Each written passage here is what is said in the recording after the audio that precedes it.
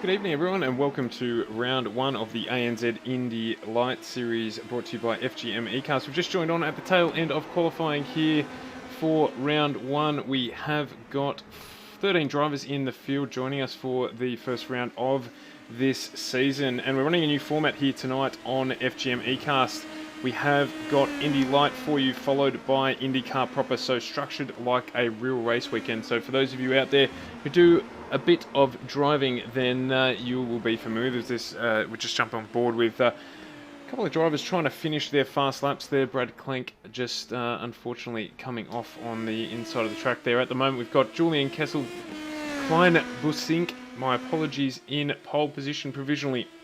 1 minute 16.34 with Luke Bergens following him, 1:16.74, and Matt Corteleone at 1:16.95. There is a very, very small margin between our lead drivers here tonight, so expect the racing to be close. We've got 30 minutes in the main race around this track. So we were here last night for a GTE GT3 race, which was extremely close and exciting. Plenty of action as the guys got through that 2-hour endurance race in that series. So expecting to see a good race here with these cars, followed by another grid of probably 14 or 15 cars in the Dallara IR18, or the proper Indy car. Some of you may know that as the Halo car. It is the car that has that rather full visor right in front of the car. So looking forward to getting into this series. It's one that we have been building up to for a little while, and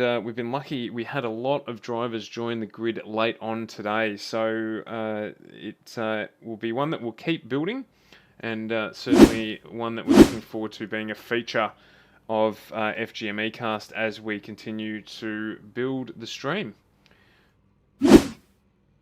So we're going to get into the race proper here. And we have got a stationary start for this IndyCar race. Just a slight variation on normal format for Indy series there. Normally we would see a rolling start, so that may change going into next week. But glad to have this grid here for this 30-minute race. Just waiting for the rest of the cars to get onto the track here. While we're doing that, we'll quickly just have a look at the end results for qualifying for this one. And somehow we've started out at the end of the grid, so we'll just bring up our pole sitters there. Julian Klein Busink, followed by Luke Bergens, Matt Corteleone, Carl Barvik in the Redback race team, Indy Light, Brenton Hawkins, Bobby Jovanovic, Jason Muscat, Ron Polito, Brad Clink, Hayden Jackson, Matty Gray, and Frank Hodak down there in 12th on the grid. Just saying there, we do have Kyle Gretsch and just a errant test driver there, who's actually your commentator tonight, myself listed as last on the grid. So as they bring the revs up in this one, we're waiting for the lights to count up to 5 red and then go. Oh, we've got a little jump start there. How's that going to affect? He may get a drive through at the end of that one. We will have to watch and see what happens to Luke Bergens, as it is Matt Corteleone who gets a fantastic start there. As we head down into turn one, there will be not a lot of grip, not a lot of temperature there, and we do have a spin around. We'll jump back on board with our leader at this point in time, which is Luke Bergens. We've got a bogged car by the look of it. Maybe we won't probably see a safety car for that. I'm just looking at a couple of liveries here as we start to get used to this new field, and there is an accident there as well with Vincent Muscat looking like he was taken out a little bit. But we've got what looks like Brawn Racing, Virgin Brawn Racing liveried Indy cars in this one. That from that famous season in Formula One where they changed the design of the cars, and Ross Brawn came out with a new car and obliterated the field right from the first race. So cool liveries there for Corteleone and Klein Busink in second and third, as it is Luke Bergens who is leading us around into the back part of this track. Thanks for joining us, Luke. Yeah, we're certainly looking out for the musk stick in this one. He got spun around early there, but I'm sure he'll jump back onto the back of the pack. It's early in this 30-minute race, so we'll see how he gets on. Tolman Motorsport, what a name. Tolman Motorsport, a famous name in Formula One circles, as well as it is Luke Bergens who brings us round to the end of our first lap in our first race. Thanks for joining us too on the broadcast there, Spitty. It's a pity you aren't here tonight, mate, but hopefully we can convince you to jump in and get in here with the guys in the rest of the Redback race team there. We love the support you give the FGM ECast by participating in our round, so hopefully we can get you on board soon. Not going to lie, I'm loving the look of those Brawn cars in the back there. They one of my favourite cars of all time in Formula One, just the way they came out and dominated. So when the two of them, Corleone and Klein Bussink, just giving Luke Bergens a little bit of a hurry along here. We're less than half a second gap between our front three cars. We will bring you some coverage from a little bit further back in the field. We've got a number of our regulars jumping in on this series, including the ever-popular Ron Polito. I can see there Phil Polito jumping on and letting us know what's going on. Yeah, absolutely, Spitty. Brawn GP, I wish it was still around. Imagine what they'd be doing now. But I think Ross is having too much time relaxing in his position as, I think he's the chief engineer there. And we've got one car jumping into the pits there, so potentially not sure on whether or not he's going to have fuel to the end of this one. There is no restriction in this race at this point in time. We're letting the drivers ease their way into it. I think he might have accidentally just made the pit lane transition there. As you see him back down in fourth. No, he has pulled into pit lane. So maybe just getting a slight repair done on that is an indication that, you know what it was? I've completely messed up there. He was doing the drive-through penalty that he would have received from jumping the start of the race there. So he did just accidentally get on the gas before the lights went out. So serving that penalty and getting back into the race. We've got Matt Cartaleone here, who is in second position. He is fastest man on the track at the moment and has closed right up on the back of Luke Bergens, our race leader, and doing a cracking job there. Matty does participate and run a couple of, or another series as well that we're fortunate enough to broadcast on a Tuesday night, the Oz Pro-Am Sim Series. So enjoying being just the driver in this one, I think, and doing a cracking job at the moment as the fastest man on the track, sitting in second position.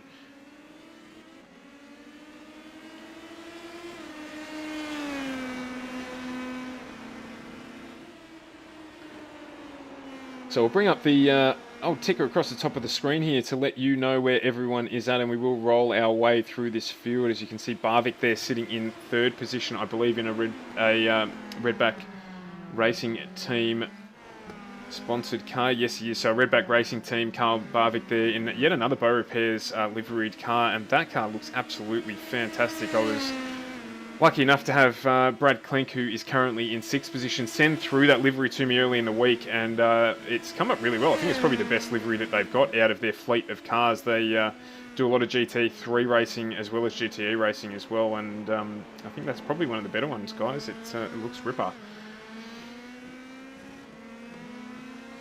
Bobby Jovanovic, so I'll get there in a minute, has made his way back up to fourth after serving, he's in the third of those Brawn Racing looking cars, so we do have three similar liveries there just to help trip me up, and that's already happened, so we'll get used to that over the season here. We're running a 8-round series here where we're going to go between circuit racing and oval track racing in both these cars and in our main series. So we've set this one up to structure it very much like the real thing, where you've got your main IndyCar series that we'll be showing you straight after this race here, supported by a support category. So we're running the same track, different cars, effectively same weekend. And some of these drivers will do double duties. Some of these guys have got teams set up, so they'll have drivers in the Pro Mazda series, this Mazda here, or this series here, as we're calling it, Indy Light. And then they'll have a couple of drivers in the Pro as well. So there'll be team championships, hopefully, that we'll get to with this one, and also planning some big stuff for 2021. So look out for that. We're roughly following the IndyCar series as best we can. Obviously, COVID's affected that a little bit in terms of where people are at, and very, very excited to keep filling out this field and bring you this one for the next 6 or so weeks. Brenton Hawkins there in 5th place where he qualified, doing a solid job, just getting used to the Pro Mazda there. We've got Brad Klinker, I was talking about just before, sitting there in 6th. He's up 3 spots from his qualifying position, doing a quick lap in qualifying, but unfortunately just dropping a wheel off towards the end of that fast lap and having that lap not count. So watch out for Brad as he makes his way back up through the field. A very popular driver from one of our favourite other teams as well, the Polito Motorsport team. Polito Brothers Motorsport. We've got Ron Polito in here. We know Phil is in the chat as well. And hopefully these guys will have fun here and expand their participation out in yet another series that they support of ours. Good fan base of theirs as well, so we are very grateful to have them jump on board in this season. Matty Gray in one of my favourite liveries for this car, the Pennzoil livery, synonymous with American Motorsport, doing a great job in 8th, up 3 spots from his starting position of 11th on the grid. Julian Kleinbussink, as we said, unfortunately getting a little jump start there, and that penalised him for this race. He's dropped 8 spots from pole position, but lapping extremely quick, 3 seconds faster, in fact, than the car in front of him. So watch out for him as we get through the remaining 22 minutes of this race. He will make his way towards the front of the field, I am sure. Mr. Frank Hodak joining us in the Benson and Hedges liveried car. Thank goodness someone's able to run that sponsorship. I'm a fan of that. Frank, very talented cameraman actually and creative, joining us in the series from Adelaide. Does work at the Ben Motorsport Park. Probably a job that most of us would be jealous about, particularly if you've seen the foyer at the Ben Motorsport Park. The Sahir family have a lot of fantastic looking cars on display down in the foyer of the cafe there. Some amazing Le Mans history cars and plenty of Australian motorsport success there as well, with a couple of HDT or HRT I should say vehicles. So if you are over in Adelaide, look, the Ben Motorsport Park, to be brutally honest, is in the middle of absolutely nowhere. But once you get there, after you get out of the Adelaide Hills and spend an hour looking at absolutely nothing, it is an absolute picture to get to the Bend, and probably one of the most mystifying tracks to ever get around as a spectator, as he just kicks that cone off the track there. In a car. I was fortunate enough to go around there in the back of a M3 BMW, and I still to this day don't really know what happened for about the 5 minutes we were going around the track, because I was too busy trying to hang on to actually follow the track. But one that we definitely want to get over and do when we're allowed back into South Australia. At the moment, we've got Kyle Gretsch in 19th. He's up 2 spots from his qualifying position of 21st. And then we've got Jason Vincent Muscat in a livery that needs absolutely no introduction, a World Championship winning livery at the hands of, correct me if I'm wrong, 2 separate drivers. In fact, maybe 3 separate drivers. Nigel Mansell, Damon Hill, Ayrton Senna, unfortunately, obviously never won a World Championship in that livery. But certainly a couple of World Championships accredited to a car that looked like that one. And last but not least, Hayden Jackson just making his way into this race. He's down 3 spots after a little bit of early damage to that car. We have had a change for the lead as well. We've got Matt Cardaleone. He is off and running. Where is he at now? 1.8 seconds in front of Carl Barvik. Did not see any damage there either, so looks like that was a good pass for the lead from Cardaleone there. We're asking about that at the end of the race here. We've got a few in and outs happening at the moment, which is understandable. I reckon the internet would be pretty heavily utilised at the moment with the COVID situation, so unfortunately a few little ins and outs there, but that will happen.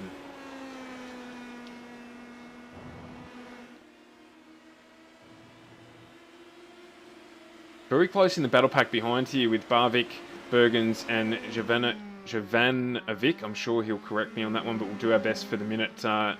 Just jump into this battle here with Barvik, Bergens and Jovanovic, who are quite close together there. Barvik still lapping quicker than the cars behind him, but you can see there the draft, the benefit of the draft is certainly going to help him as he ducks down to the inside and pulls up there, and as you'd expect from Bergens, doing a good job there. Oh, holding on there, a little bump there. Nothing too bad for those 2 cars, just touching wheels, which is good, but they'll get back into racing. These cars have fantastic braking, but it is easy to over-rotate the car and end up in a spin. So lots of downforce. They're a great fun car to drive.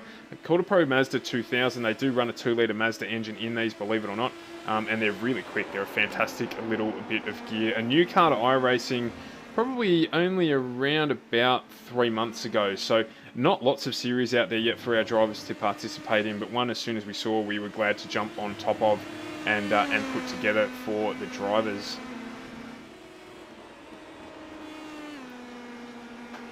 So just stick on this battle here while it remains close. You can see Jovanovic on the back of Bergens there, using that draft to good effect.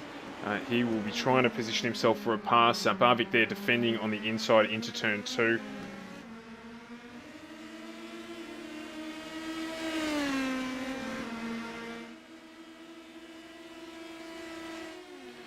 We come down here, this will be the next passing opportunity here. They want to work together. There's a lot, particularly when we get to the oval track racing, they're going to be using the draft a lot to try and give themselves that punch through the air that they need to get a little bit of extra speed. Or as he just jumps on the gas a little bit early there, Barvik, and gets a little bit of wheel spin, which will cost him some time. But we're looking, when we get to the oval tracks, they're definitely going to have to use that draft to try and get those cars, get the extra momentum in those cars to propel them past their competitors. The Indy cars have a boost button, so they're a little bit different in the way they try and extract pace out of those cars. They're more power, obviously, but wider tyres, broader wheelbase, so a little bit more balanced, but they use that balance that they require for to get the pace out of those cars. So you'll see the difference when we bring them out tonight. So a minute 16 at the moment for our leader, Matt Cartaglione, who's running away with this one as it sits. Yes, it certainly is, Seb. It is a fantastic looking car. We're on there now. Carl doing a fantastic job defending his position in second place.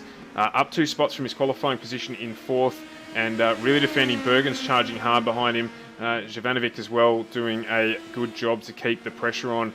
Using the draft well, but Barvik doing a great job in defending as we get down into turn 3 there, and he's gone real deep, and he's gone way too deep. Unfortunately, Bergens is off the track, so not managing to make that move stick there, and Barvik resumes his position in second place. Jovanovic right up behind him again though, so the pressure has not relented, and he'll be defending himself again going into turn 2 as we get through the back end of this track.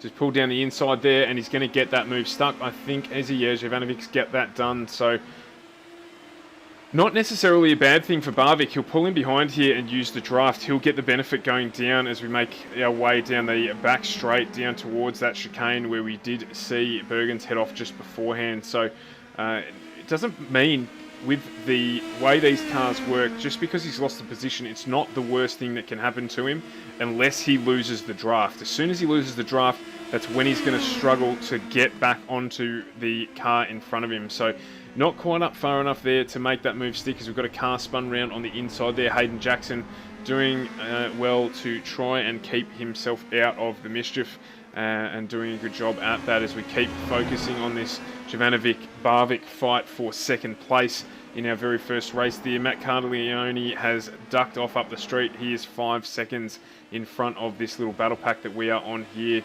So we'll just switch on to Barvik there, so Jovanovic there, so we do get a better idea of the gap between these two. We'll just open the field of view up so you can see what is going on, because it will be, as we get down through here, down to finish the lap.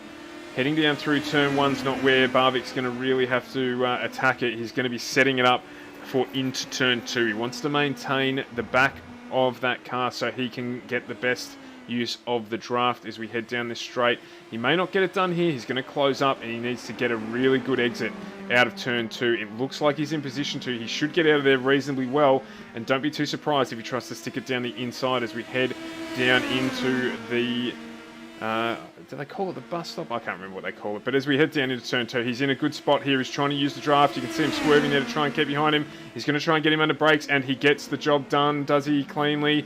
What Barvik's going to do there is try and close the door. And great driving from these two drivers to give one another space as they go too wide through the chicane there. But it is Jovanovic who has relented, and Barvik moves back up into second place. So as I said, once again, it's not necessarily the worst thing that can happen when you lose the position. You get the benefit of the draft, you get to pick your time to attack, and then it's really up to the guy who's in front to watch in his mirrors and make sure that he defends as hard as he can to ensure that he doesn't lose that spot. Unfortunately there, Jovanovic not quite able to do that, but he will be back. We've still got 13 minutes to go in this one, so definitely going to be more opportunity, provided, as I said before, that he does not lose the draft. If you lose the draft, the race is effectively over, unless you find another car to work with. So if you're trying to compare this to anything that we run in Australia here, Formula Ford, Formula V, that type of drafting scenario is what we're looking at here. The draft plays a big role in these cars' ability to make a pass. High downforce, but they, as a result of that, need the draft to get that extra speed. So Jovanovic just dropping off the back there. Barvik doing a good job just to create a little bit more of a gap. And you can see in the background there, Luke Bergens, who is closing in on these two, doing an identical lap with Barvik, but more than a second quicker than Jovanovic on the last lap. So while these two work together, it can help them, it can certainly hinder them as well, and allow someone else to jump onto this pack.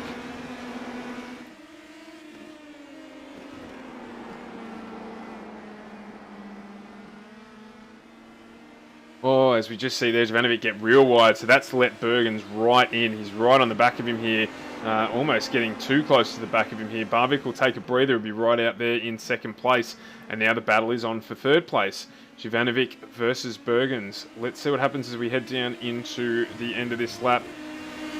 Again, you already saw what happened, and that was that that draft enabled Barvik to get the job done on Jovanovic, but he's now the defender, not the pursuant. So, yeah, not quite close enough there, just under half a second as they go into turn two, but he'll certainly get a tow as we get out of turn two. He's got a good exit, Bergens, so probably positioning himself so that he can make this happen.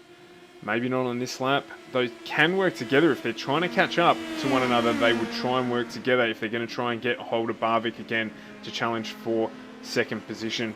With 11 minutes to go in this race, we're looking at around about another 10 laps of racing, so they've got time to work together to use the draft to catch up to Barvik in second place.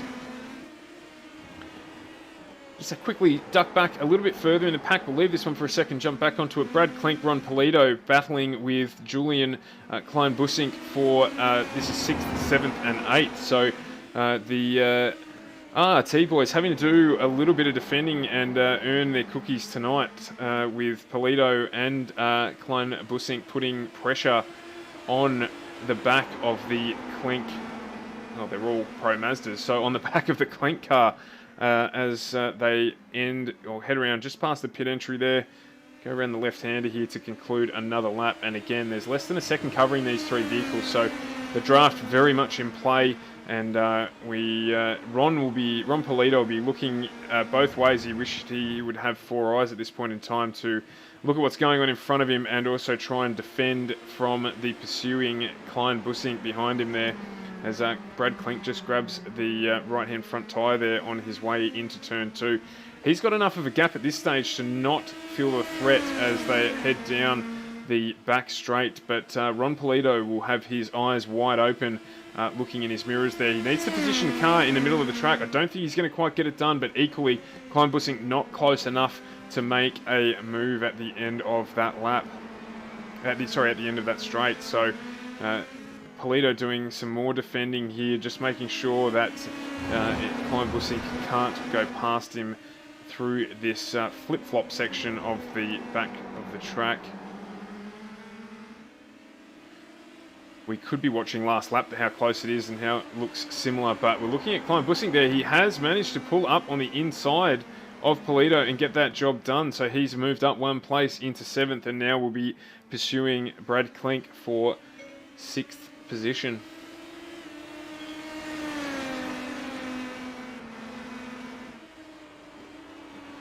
Just bring the track map up here for you. I'm really struggling. It is Friday night, so please bear with me. We've got on the map there, you can see car number 1, Matthew Carleone. He has set off into the distance with 8 minutes to go in this one. And behind him, Barvik and Bergens still battling it out. They've actually been caught by Jovanovic and Hawkins behind them. So that battle there heating up as well. Just stay focused here on the Kleinbussink battle. The Ron Polito dropping out of the draft there, so he has fallen away. But this one here, under half a second as we head around towards head through the flip-flop towards the bus stop at the end of this lap.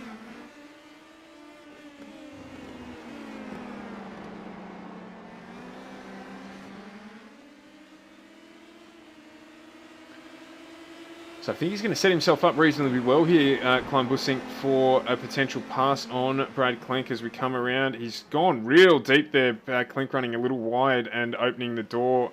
And Polito has managed to close up a little bit on them, not into the draft for this front section as we can go through to complete another lap with just on 7.5 minutes to go. Kleinbussink here will be looking to see if he can make his way up and maybe get underneath there. So yeah, I think you're right there, Phil. I think if they get too preoccupied with one another, Ron will close back up on the back of them. The straights here, not quite long enough to damage someone if they're not in the draft, but you certainly need the draft to make a pass. So you can see here, Kleinbussink probably not close enough again, with Klink getting better drive out of turn 2 as they head down here into the flip-flop. So it's not quite close enough. You can see him close up there.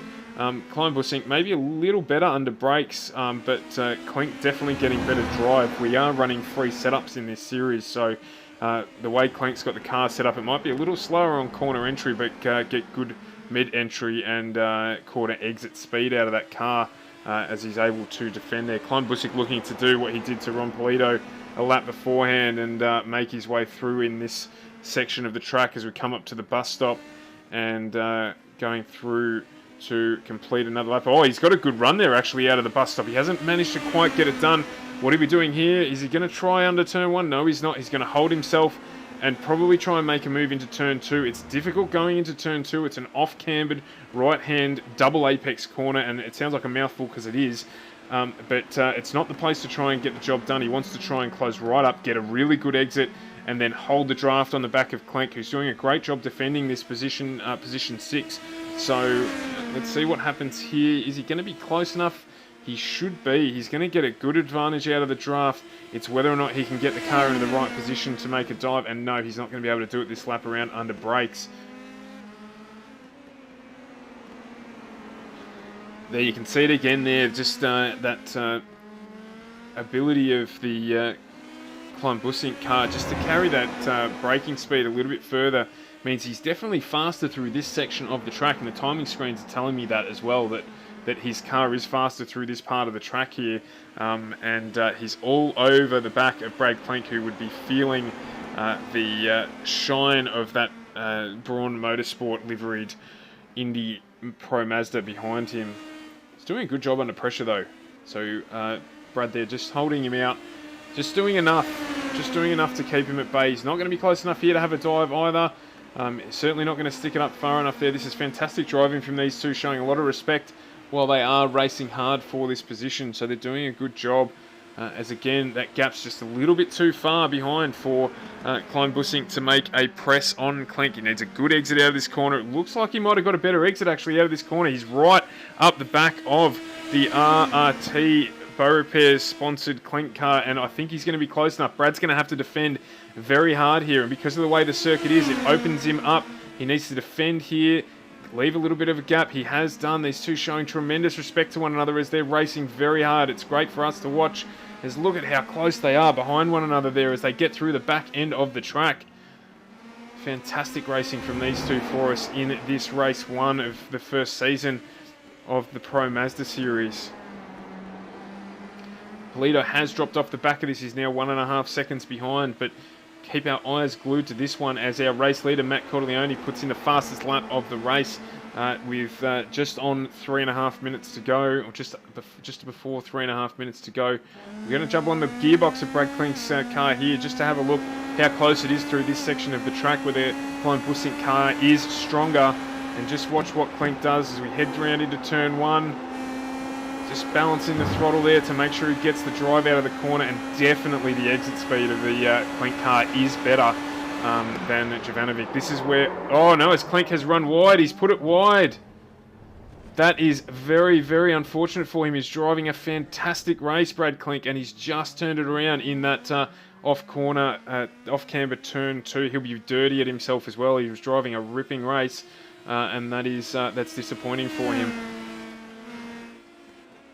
So the question is now, can Polito get onto the back of Klein Bussink and do any damage there? We'll jump back on board with our race leader, Matt Corleone, as he heads into lap 22 in this race, and he's taken the lead and picked it up and run off with it. So it's basically his to lose at this point in time, and he will be our first race winner. It's very fitting, actually, that a car in the Braun livery would be the first race winner in this new series that we're running. That's kind of how it went for them in real life. Carl Barvik in second position in the RRT Bow Repairs sponsored car. He's had a good drive too. Came under some early pressure from a couple behind him and managed to hold them off. So he's going to, hopefully with just on 2 minutes to go, take home second place in this one at this point in time. He is following him is Luke Bergens, who is there and ready to mop up if there are any mistakes, as we have a lap car there just making some space, doing a great job of it too around this tight small circuit. So this battle is on. We've missed this as well. This is closed right up. I think Julian Klesselbank must have gone off track slightly, and Ron Polito has closed right up on the back of him again here. So we'll stick on with this one for the minute. We will bring you the race leader as he crosses the line. But this is the hottest battle on track at the moment, and it is for position 6th and 7th, with Klein Bussink maybe burning his tyres up a little early in this one, and Polito making advantage of that as he got to save a little bit while Klein Bussink was battling with Brad Klink. So we'll see how that's affected that car there, as Polito's right up on the back of him. How's he going to get around with that?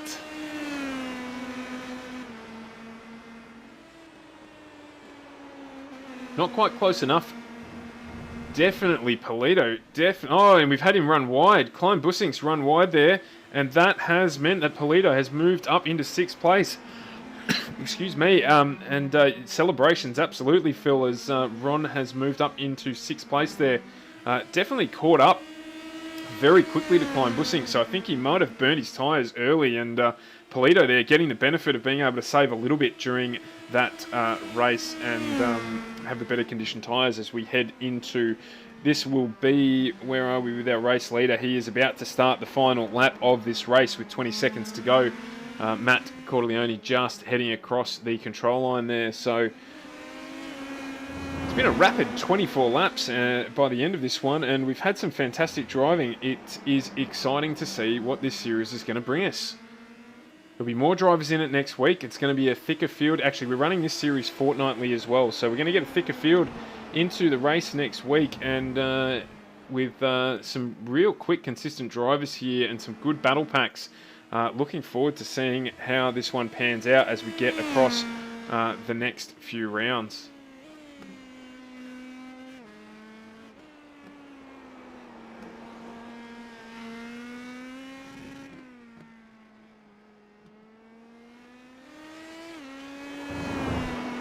So next week we're off to Belle Isle, which is a walled chicane, basically like the Gold Coast, practically, if you to compare it to a track in Australia, and that's going to be a cool racetrack for us to get around.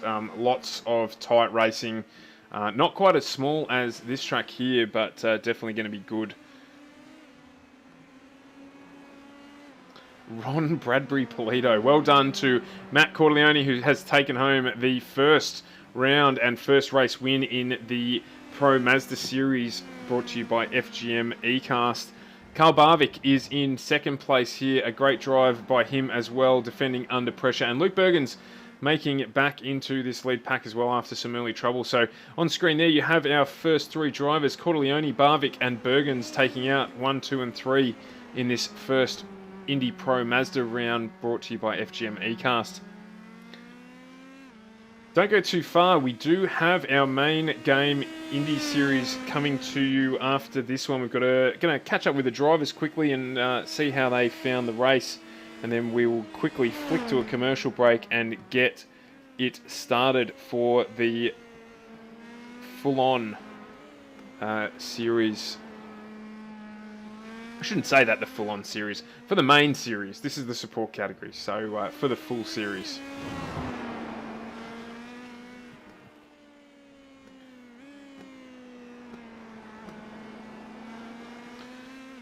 I'm just waiting for the drivers to reappear in the Discord here. We've got about 10 minutes changeover in between this one to the next race, and we will get that happening whilst the commercials are on. An hour and a half coming to you of IndyCar IR18 action at the end of this one. You see there the Braun liveried car just pulling up in the pits. We'll try and grab some of these drivers into the broadcast room there. We've got Matt Corleone there. We'll just bring him in. Oh, thanks, Brandon. Well done, Matty. A fantastic drive from you to pretty much run away with this one after the start of the race. Well done. First race winner, and in an appropriate liveried car as well, with the history of the Braun livery that you're running. Yeah, thanks, Stuart. That was good. These cars are they're fun. They're a little bit looser than the Dallara F3s, but still really good fun. I think I cut a couple of laps in this car on Wednesday night, and then this is pretty much the first. Me and the boys were doing some practice an hour or so ago. So yeah, it was really good. It's good racing with Luke.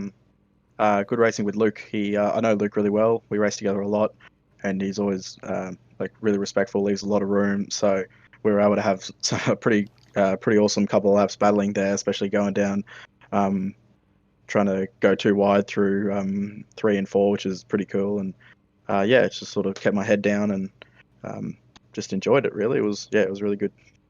Yeah, and certainly we were actually lucky enough to see that throughout the pack. There was a lot of guys racing really close together and doing a good job of it as well. So certainly echo that sentiment down. We saw Brad Clank having a great battle as well, with the guys making sure that there's room when they're passing in that. So it was a good race to watch, and we got that privilege with yourself and Luke, who's joined us in the combox as well. Luke, how did you find the first round out, mate?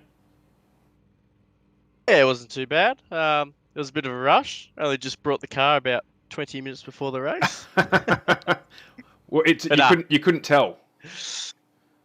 Nah, you couldn't tell at all. I was all over the place the first half of the race, making a fair few mistakes, but it's good fun.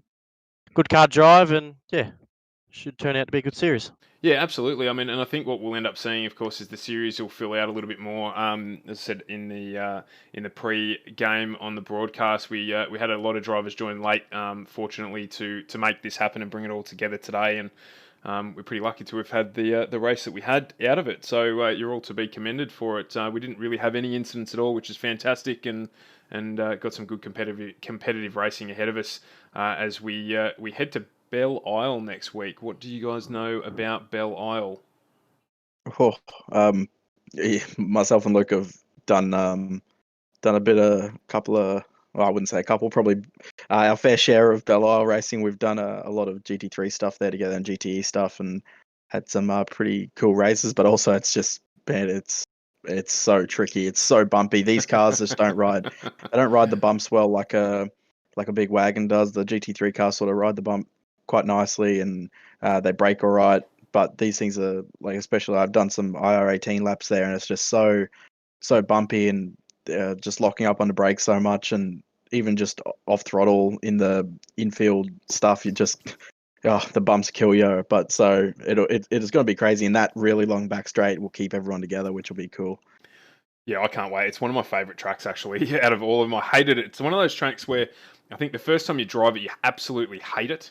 And then as you persist with it, it's like the Nürburgring. You eventually work out that the reason it's so challenging is because it's an awesome track. So I can't wait to see all the cars there. We have got Carl Barvik join us as well. Carl, fantastic race from you. Congratulations. How'd you find it? Thanks. Yeah, it was fantastic. Really good racing from everyone out there. Really had a lot of fun. And now in the IndyCar, just getting a few laps to familiarise myself at the moment. Fantastic. Well, we won't hold you up too much because we equally have to chuck to a break here and get ourselves set up to bring the main category here, the Dallara IR18. Same track, and we've got a good hour and a half race coming up for you there as well. So thank you very much, guys. If you're flipping over to the IR18, look forward to seeing you in there, and we will catch you next fortnight for round 2 of the IndyCar Pro Mazda series. Thanks, guys. So we're going to take a very quick break here, refuel, and get ready to bring you the next one. So we've got a little bit of practice, just the last bit of practice, and then the guys will be jumping straight into qualifying. So have a look at this while we've got the ads on from our broadcast partners. We'll be back very shortly to bring you the next race in this Friday night Indy extravaganza.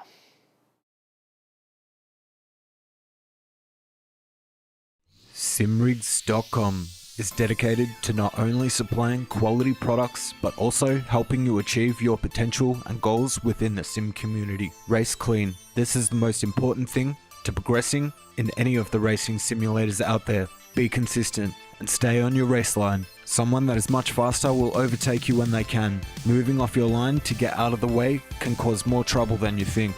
Have fun. You will wreck quite a bit. Sometimes your fault, plenty of times not your fault. Learn from it. Wreck avoidance is key. Whether you're just starting out and wanting an entry grade setup, or have been in the sim scene for years and needing a well-deserved upgrade, Simrigs.com is here to help. So please don't hesitate to contact us if you have any questions. At Ferguson Group Media, we are a full-service marketing agency built for today. Day in, day out, we are about attracting attention to build brands. We believe that every business is a marketing and media business and should have access to a content creating machine. That's where we fit in. We also understand about extracting value from social media marketing and digital marketing. Video is king in producing content for your business. From it, all other forms of content can flow. We are set up to film, edit, and post-produce content at scale. This enables us to keep costs down, allowing small businesses to also access our products. Don't hesitate to reach out and chat about your content ideas. Your local digital marketing agency, Ferguson Group Media. There is an awful lot to learn, and it takes quite some time. Trying to work it all out on your own can be confusing and overwhelming. It can be super hard to get on the track, never mind being competitive. For me, I was lucky enough to get involved with a group of guys that were really fantastic and gave me a lot of knowledge and support. This helped me to progress with my skills.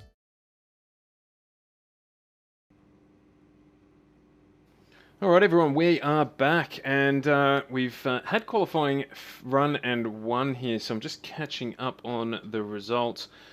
Bring the grid up onto screen now so we can get through this one. So what have we got here? Lee Vandenberg has taken out pole position from Chris Purnell, Andrew Duffy in 3rd, Reese Hunnell 4th, Daniel Yeaman in 5th, Sam Batty in 6th, Ray Oliver 7th, Billy Hickey in 8th, Troy McMahon 9th, Brad Klenk in 10th, Ron Polito in 11th, and Carl Barvik rounding out the 12 cars on the grid for the first round of this championship. So look out for Vandenberg and Purnell. They will be quick. We've got a lot of A-class drivers in this series, and we've had a couple of our drivers there just getting ready to get set up for this one as they make their way onto the grid.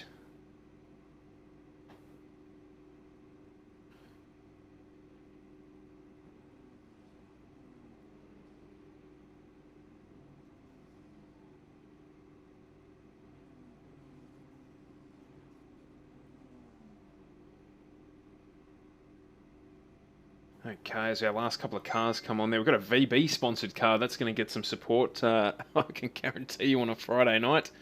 So let's see how this one pans out. I'm really excited for this. This is one of the ones that we really wanted to get on with. So it's a rolling start in this category. We've been a little bit more forgiving for these ones. They're a bit harder to get off the line as we get started on this series. If you are in the chat, we'd love it if you joined us and let us know that you're watching. Let us know who you're watching, why you're watching, and yeah, looking forward to bringing you this one. We're waiting for the lights to go red and then head out. We'll turn on the old information at the top there, as we just need to update the screen. And oh, there's already an accident on turn 1. That is very disappointing for Sam Batty there, who just spun around as he took off to get started on the race. So. And we also have Purnell off at the start there too, so I'm not sure what happened there. There's 3 cars off at the start of this race, so watch to see those cars make their way back through. It looks like he's just run wide by himself, and that's disappointing for Purnell as well. So we'll jump on board with our leader, Lee Vandenberg. He is going to try and cut and run again at the start of this race in that Shell Helix sponsored. It looks like a Penske Racing livery, that one. Delara with Andrew Duffy 2nd, Ray Oliver 3rd. We've got Billy Hickey 4th, Brad Klink getting right up to 5th. Fantastic start for Brad. He's gone from 10th on the grid to 5th from the start. Troy McMahon in 6th, Carl Barvik in 7th. We've got Chris Purnell in 8th, Ron Polito 9th, Reese Harnell 10th, Daniel Yemen in 11th, and Sam Batty at the back of the field in 12th after that spin on the first corner. So what do we expect to see here? We've got an hour and a half. We shortened this race a little bit today just because of there's really no gaps on this track. There's nowhere for the drivers to have a break. And we ran 2 hours here last night in the GTE GT3 series. And just thought we might just dial this one back a little bit.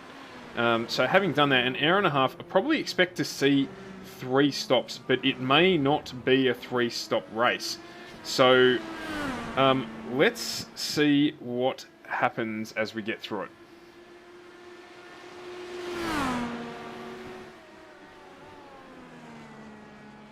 Fantastic looking livery, that one, the Shell livery on the Delara. Probably one of my favourites as well, actually. So, back by popular demand, I guess, is the Shell livery. So we've got, I reckon, lap times here around 1:14. I think we'll see those drop a little further as the tanks drop and the track rubbers up as well. So 1:16 was what we were seeing at the end of the Indy Light series. So we'll see what we get here. Just noticed there's a awesome spelling mistake on that one. So we've got Indy Pro. We'll just update that there and get that fixed on the ticker across the top of the screen. There's nothing worse than seeing a misspelt word blaring you in the face for the whole event. How many drivers raced both events? Good question, Phil. We've got Ron, of course, Brad Klink, and we also have Carl Barvik. So looks like only 3 drivers cross-entered into the 2 events here.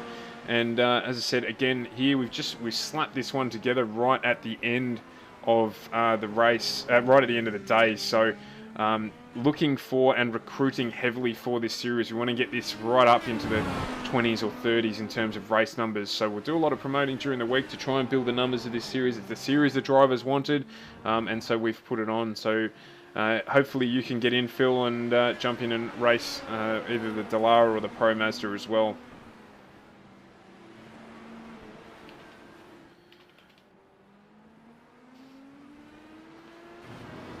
If you are watching the stream, we would be delighted if you would take the time to share it for us. It helps us build our network and certainly spreads the love of the event as well, so we get more people on watching and hopefully we get more people on racing into this series as we try and build it up there.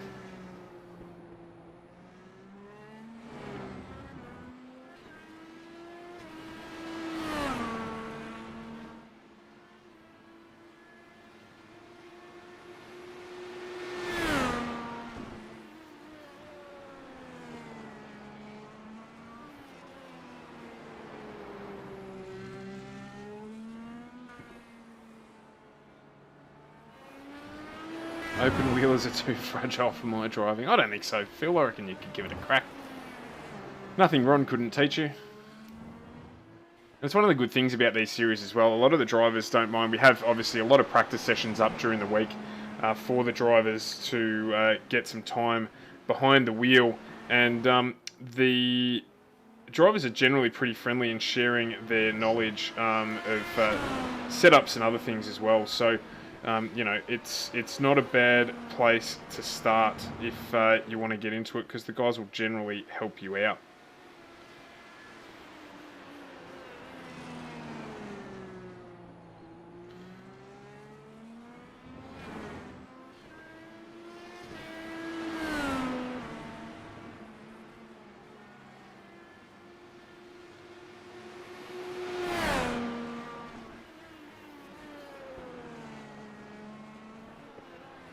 So Lee Vandenberg there doing a 1:08. That's about more like what we expected. So looking at in 90 minutes, around about a 90-minute race here. There's going to be pit stops, so certainly not a direct correlation, but there's going to be definitely some pit stops to go into this as well. So around, I'm expecting 2 pit stops throughout the race.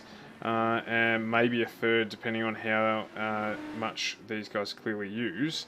But it's we're trying to set the race length at a time where we're going to have the guys need to play some strategy into their fuel usage to ensure that we get some good racing here. So we'll keep working on it as the series develops, and see how we can go developing that out into you know, something where there's going to be a little bit of excitement around what the drivers do.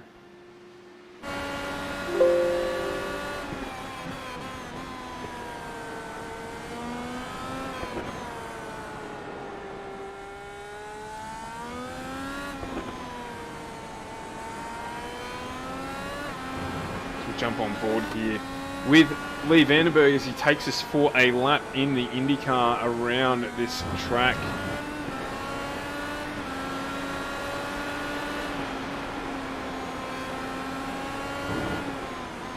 As you can see, the car's fantastic. We're sitting up above the halo over the windscreen, over the screen that protects the drivers from any sort of debris, wheels. We've seen just about everything, unfortunately, hit drivers at different points in time in different series.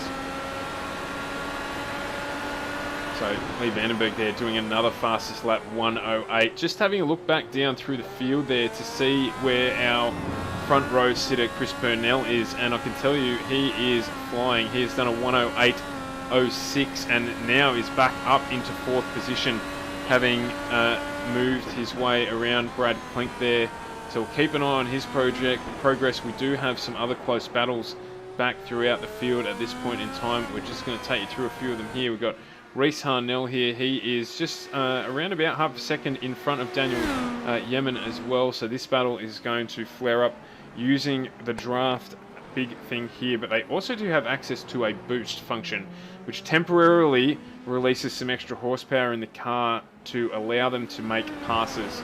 So they only get 10 per race. Sounds like a lot, but it's not a lot when you consider that they'll do 90 laps around this place as well. So thanks for tuning in, Jace. Bad luck in the first race there, mate, with that incident on turn 1, but we're sure you'll come back next week and do some damage in the right way throughout the grid. So and thanks for tuning in. We love it. So Brad Klink just up in front of this battle here. Chris Purnell still almost the fastest man on track. His last lap held up a little bit by some lap traffic in that Virtual Motorsport Mentor sponsored Dallara. They're all Dallaras. I normally commentate GTE and GT3, so I'm used to back announcing the car that the driver is in. No need for that tonight. I can save myself the breath as he is in pursuit of Ray Oliver, who he is closing in on. Now the gap down to half a second from the back of Oliver's car. So we'll just see how it is that Purnell navigates his way around here. We jump on board the back of the Oliver Dallara as Chris Purnell is all over the back of him here, giving him the hurry along. Will he get the job done? I think that he just might, with there being about 3/4 of a second difference between the two in terms of overall lap pace. So Purnell just needs to bide his time here and then stick the nose, and he gets it done there as well. As we don't even see it happen. Far too quick for us as we're back on the gearbox of Purnell as he's got that done. Down the pit straight and onto the next lap there as Luke Trahir comes on and tells us that Chris Purnell is his hero. Next thing you know, he'll be calling for him to be the Premier of Victoria. I hear that job may well be available in the future. Very smooth there from him, Phil. Absolutely. Chris was one of the ones who was pushing for us to run this series this year, so he was looking forward to it. We have no doubt, must stick, that you will get that done, mates, and we're looking forward to seeing you do it as well next week as we jump on with Andrew Duffy. Now, he is 4.5 seconds up the road from Chris Purnell, sitting 7 seconds behind Lee Vandenberg, so in a world of his own at the moment, just able to do some nice, consistent laps and build a gap. We've got a little bit of a battle going on right at the back of the pack here as well, with Troy McMahon and Sam Batty fighting it out, with Reese Harnell just cutting across the inside of the track there, appearing out of nowhere. But this battle here is on like Donkey Kong. So we're going to see here, I reckon McMahon make his way in what looks like a Castrol livery car, but it's actually not. It's the famous VB, Victoria Bitter. So guarantee that Troy's going to have built up a first by the end of this race if he keeps having to battle under less than a second behind these two. So just got a notification that Brad Klink has come off the track. Doesn't look like it's been too bad for him though, as he maintains 6th place. Ron Polito closing in on Clank. They're just about a second apart at this point in time. Polito will be trying to make his way into the draft there and pull himself back up into the battle with Clank. They did actually have a fair old battle in the GT... sorry, my apologies, in the Pro Mazda race that we held just before this one. So don't be too surprised for them to close up on one another. Both drivers doing the double, doing the stint in the Pro Mazda and then jumping straight into the Dallara. So it'll be interesting to see for them how it alters between the driving lines, as we've got a new fastest lap set by Lee Vandenberg, now dipping down into the 107s, 107.92.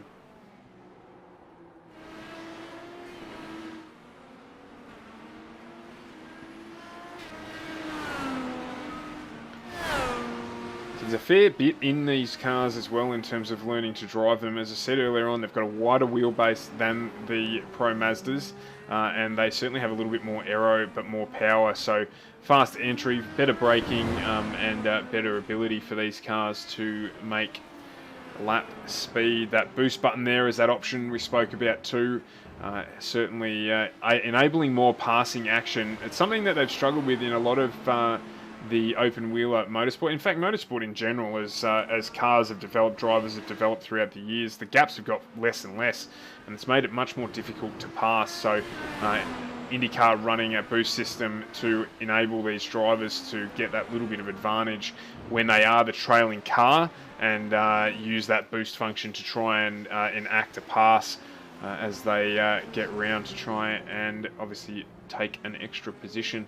That last lap of Lee Vandenberg, now the quickest lap of the race, he has just done a 107.82, moving a tenth faster than his prior fastest lap as he makes his way up towards the back of Troy McMahon, who just makes room for him there. Fantastic, Troy, well done. And lets Lee Vandenberg pursue his first place position and continue to open the gap up to Andrew Duffy back in second. Gap between second and third, Duffy and Purnell closing down a little bit here, down to 3 seconds. Our closest battle on the track is actually with Ron Polito and Ray Oliver. This Brad Klink, Oliver and Polito pack just closing up. It's going to get closer as well. We can certainly do that for you, Tom Wilkins. No problems at all. Jump on board with Daniel Yemen. He is a little bit ahead of this pack here, having just lost a position to Chris Purnell, lapping at around about the same pace as the leaders. So everyone doing in that front pack there of Vandenberg, Duffy and Purnell on the last lap, their fastest lap of the race. what I'll do for you, Tom, is we'll jump on board with Daniel. We'll let him take us for a lap around this track. We're going to bring the track map up on screen so you can see exactly where he is, and we'll jump in at the cockpit view for this one and see what it's like in behind this screen that they put across these Indy cars.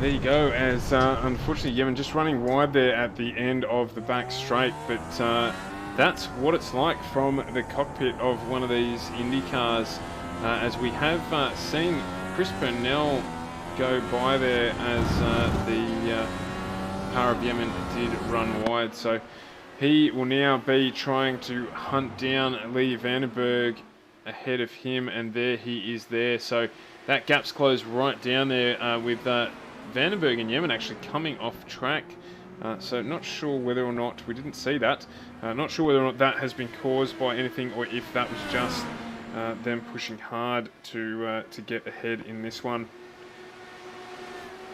So we'll stick with this lead battle at the moment. We'll just widen the view here a bit so we can see these two cars on screen at the same time, and it is Purnell closing in on Vandenberg.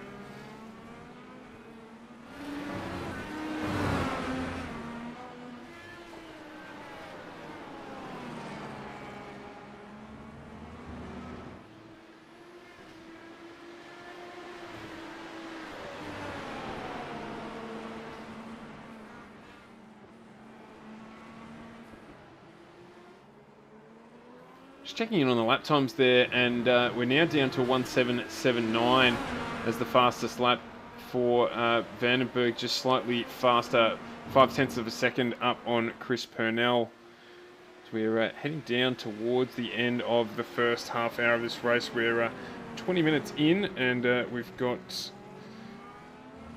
plenty to go with this battle for the lead going to be hotting up in the next few laps.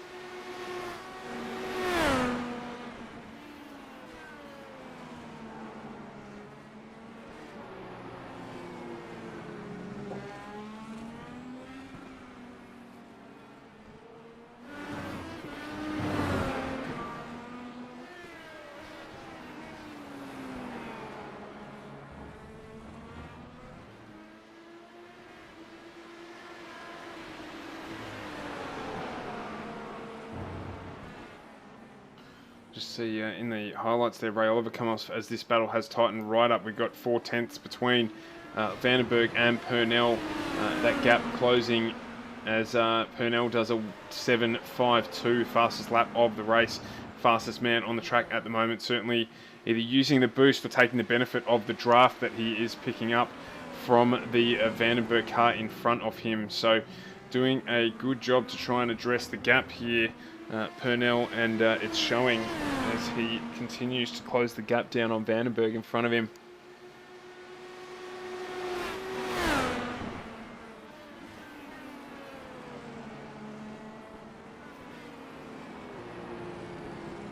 Haven't seen a lot of racing in these Indy Pros, so it's going to be interesting to see how close we get to a 30-minute stint in a fuel window, how many times they take tyres, all that stuff yet to play out.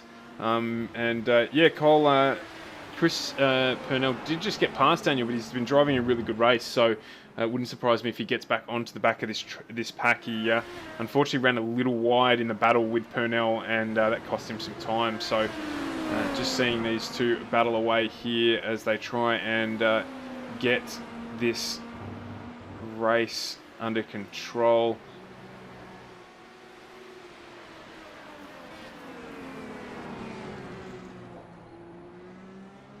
You see there, Purnell closing up, just not quite able to get the job done yet. Vandenberg will be trying to run away and make sure that he extends himself so there's no draft advantage for the Purnell Dallara behind him.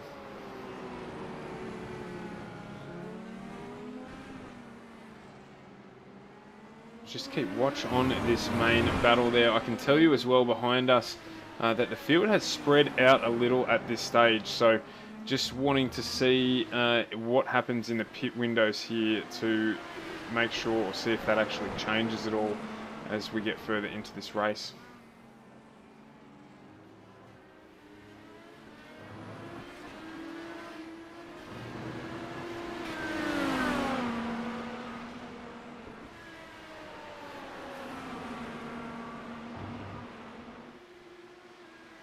Purnell's closed right up on the back there. I believe that is Reese Harnell that they're coming up behind as well. So hopefully managing to make their way around him relatively cleanly and continue this great battle at the start. Yeah, they're doing a great job for us and just moving across to the side to make sure that they can continue doing what they are doing.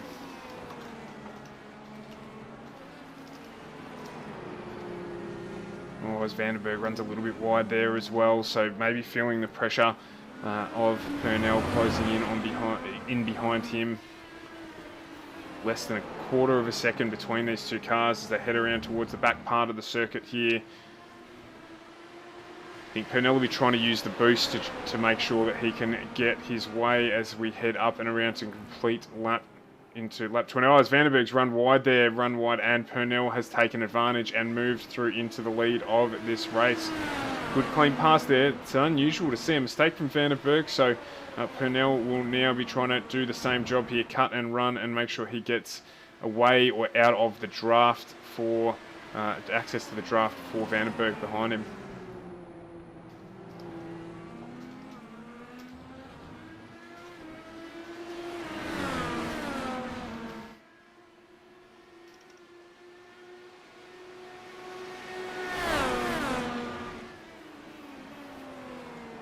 So I don't know how quickly he'll open up a gap here. Purnell is still the fastest man on the track, so we'll keep an eye on that gap.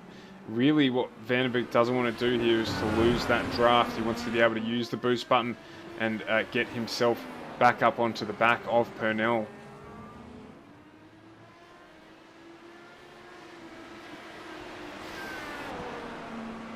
So we do still have plenty of room left in these series. If you're watching and you're a driver, we would love if you would jump on board and give this series a go as we look to try and get 20 or 30 solid drivers in here for the season. There is prize money available. We do have $300 for our series winner, and as well in placings, $150 for second place and $50 for third place overall. And it is not too late to join, with this only being the first race of the season. So if you're considering getting into IndyCar, it's a good place for you to go.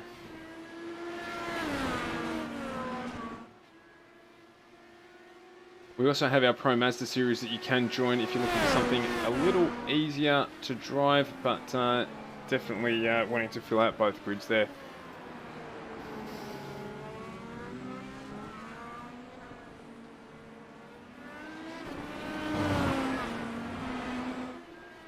So Purnell is still managing to extend that gap there at the front of the field. Just jump back through and have a look at some of our other drivers here. We'll jump on board with Daniel Yemen, who is down in 3rd place. He's up 2 places from his qualifying position of 5th and doing a solid job there, running consistently in those low 109s. Ron Polito is 10 seconds behind him, currently sitting in 4th. He's up 7 positions from his starting position. Brad Klink, who was a little bit higher up the field earlier on in the race, he has done a cracking job, in making 6 positions up on his opening stint in this Pro Series. Jump back to Ray Oliver there in 5th, up 2 spots from his qualifying position of 7th. Reese Harnell in 6th outright. Andrew Duffy in 7th, and Lee Vandenberg is in the pits. So let's watch what happens here, whether or not he takes tyres. We don't have a full idea on how he's going.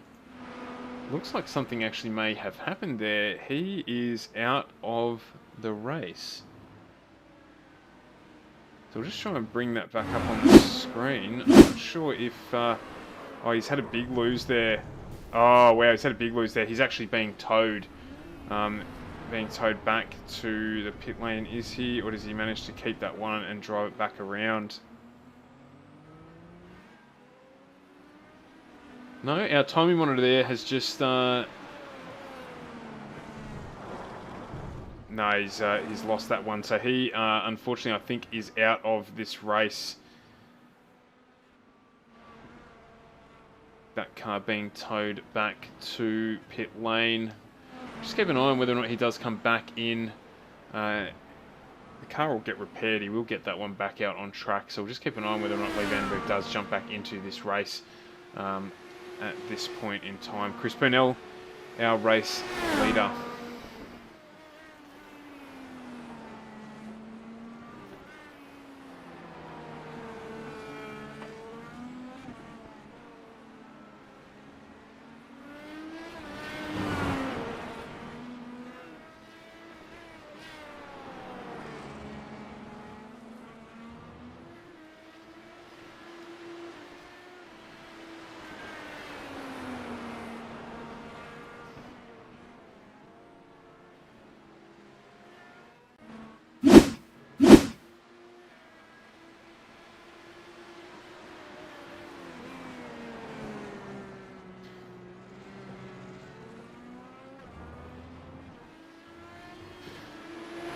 Timing screen hasn't quite updated there yet, just to let us know whether or not Vandenberg is still in the race and just being repaired or not. So as I said, we'll keep an eye on that one there. Certainly hope he continues with it. He'll make his way back up the field, albeit he would be a lap or 2 down, and give the guys a little bit of a contest. So that moves Daniel Yemen up into 2nd position, with Ron Polito in 3rd, around 10 seconds further back down the track. Klink in 4th, Oliver 5th, with Harnell in 6th, Duffy 7th, and still showing Vandenberg in 8th, so may not quite have left the server as yet, and we hope he hasn't.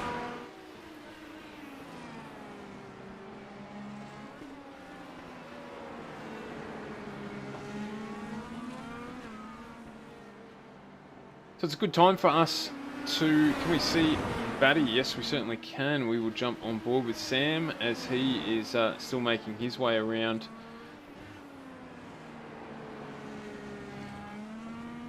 Currently best lap of a 109.09, so still adjusting to these cars. He is just about a second off the pace as always. We see him have a big slide there. That corner is probably the most difficult corner on this track. Actually, it's an off-cambered corner at the end of the straight, so it does catch people out, and unfortunately there, Kyle, it has caught out Sam, but that's okay. He's picked himself back up. He'll dust himself off and keep that going.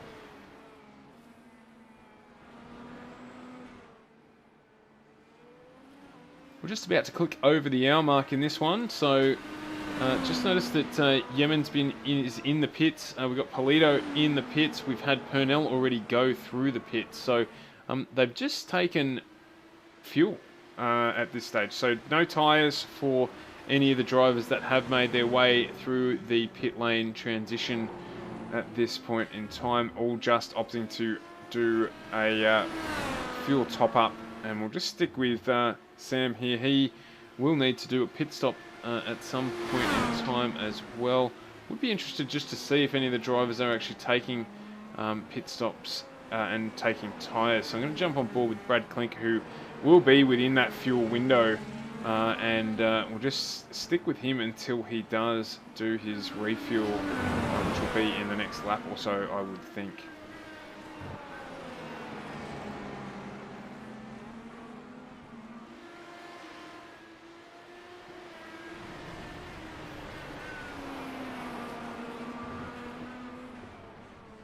Oh, as we've got another car off in there. That was Sam Batty. Unfortunately, he has run wide, and we've got Brad Klink into pit lane. So this is what I wanted to see. I do want to know whether or not these cars need to take tyres, or whether they're going to be able to manage it all the way through this hour-and-a-half race with one set of tyres. So let's see what happens here. Brad Klink taking tyres.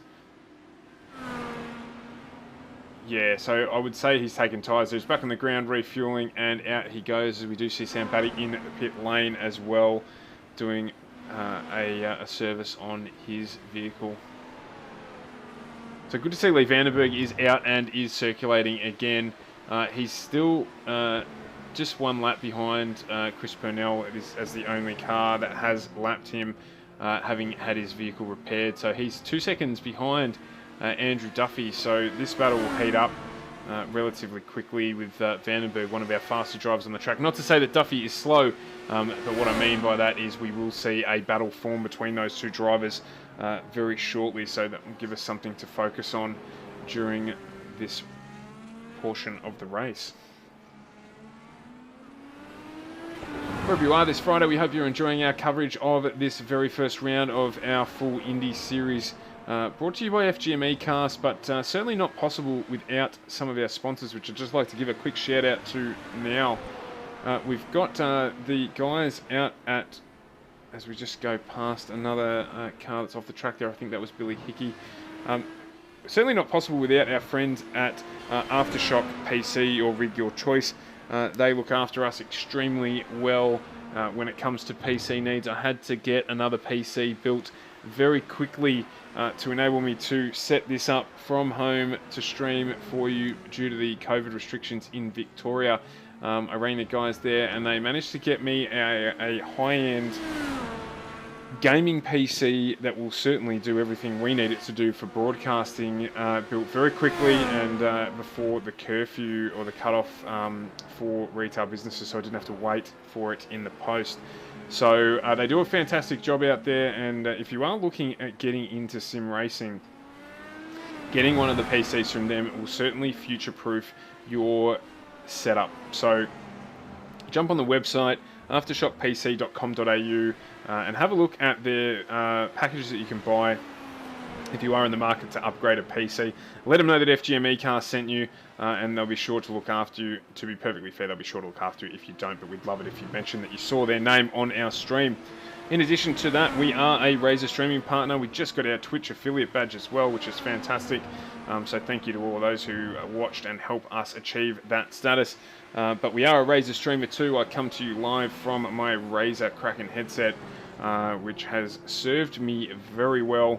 And they make a full range of accessories for gamers and for enthusiasts everywhere. I initially bought this headset, or I was gifted this headset by my dear wife, and I've used it for just about everything that you can think of that requires a headset. So simrigs.com, a supporter of ours, as well as Virtual Motorsport Mentor. So Chris Purnell, the man leading the race, is actually the lead mentor of Virtual Motorsport Mentor.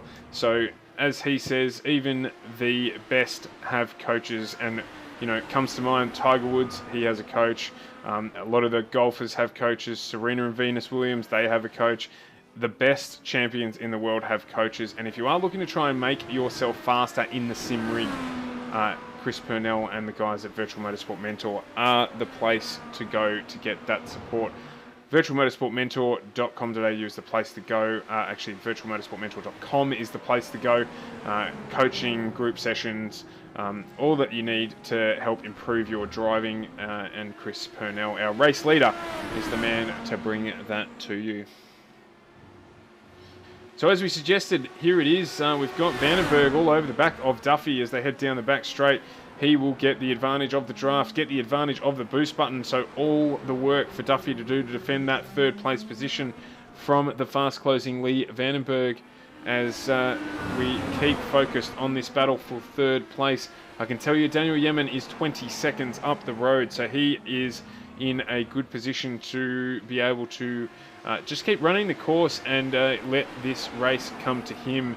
So he is doing a good job, and we've got Purnell there 50 seconds up the road from this battle. So not impossible for these two to jump back onto the leader, which is fantastic given the off-track that Lee Vandenberg did have there. Able to make it back into the pits, get a new nose cone put on the front of that Shell Penske Racing Team liveried Dallara and get back into this race. Now we get to watch him make his way back up through the pack and hopefully catch up to Purnell towards the end of this race to give us something to look at.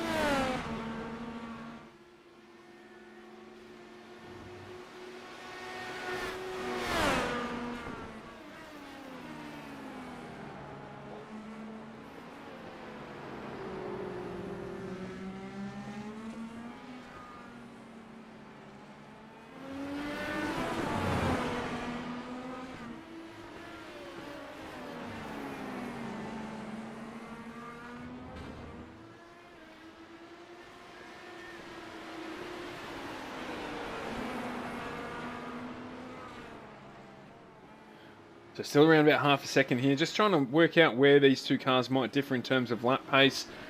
And I can tell you it's pretty even. So Lee Vandenberg there, unfortunately again off. He's just spun that one around. He's lost the nose on the front of that Indy car. So he's going to have to put up with that. That's going to give that thing not the best in terms of downforce there, just sliding wide.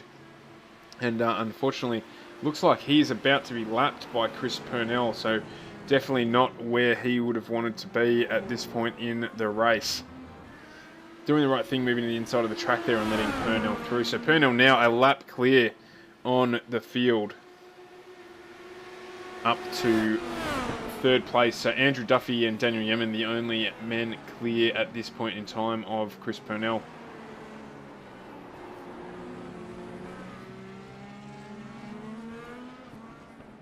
But Vandenberg will get that back into the pits and he will get that repaired. So we get to watch him come from a little bit further down again. A little bit of damage to the rear wing on that one too. So might be in the pits for a little bit longer. Whether or not he can fuel that car to the end from here, I would be surprised. 51 minutes to go means he's going to need to probably pit again during this race. So we'll just see how long he's in pit lane for now. Brad Klink doing a good job. He is up into 4th place now, having started 10th. Just noticed on our timing screen there that Ron Polito has had a single car incident too. Troy McMahon there still in the pit lane. So watch this one go up on the stands, get a new wing there. He's going to put new tyres on it. So it's got a new wing, new front wing, new rear wing on that. And Lee Vandenberg will be back out, and there he goes. So fortunately able to drive that one back to the pits. Didn't cost him a whole poultice of time, but that's... Oh no, straight out of pit lane into the wall. He's had a Barry, so that is no good at all. So he's just going to park that one up there, and we'll jump off Lee there and give him some airtime. Definitely not what he's going to have wanted to have done there, so... But that is motor racing. So we're back on board with Chris Purnell here. He is a minute in front of the field here and catching up on the back of Daniel Yemen and Andrew Duffy. So he'll make his way around as this battle here starts to close up a little bit. We've got 1.5 seconds between Duffy and Yemen. As you can see, Purnell off into the back distance there. So just keep our eye on this battle here and see how it progresses over the next couple of laps. Looking back through the field, the Polito-Barvik battle is not over, and I can tell you Brad Klink is making pace on these front two cars. The position 2 and 3. So all of those in the RRT family who are watching, supporting Brad, don't go too far away, because I think he'll be involved in a battle for 3rd place as we head towards the latter stage of this race, with around about 50 minutes to go.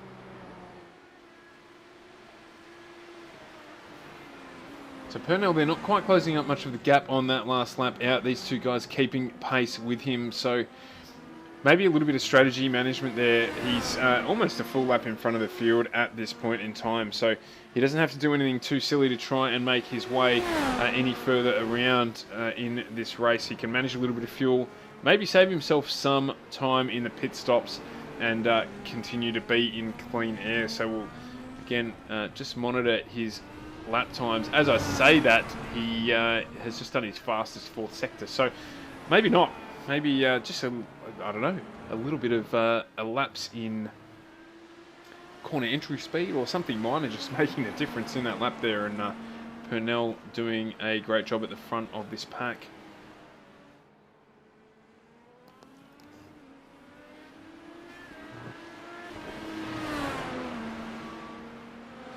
You see Duffy bringing it around again now to get into lap 36 for him. Vandenberg back out of the pits, and hopefully able to keep that one on track. We want to see Lee make his way back up through this field. Reese Harnell still in pit lane, getting a service done on that Dallara.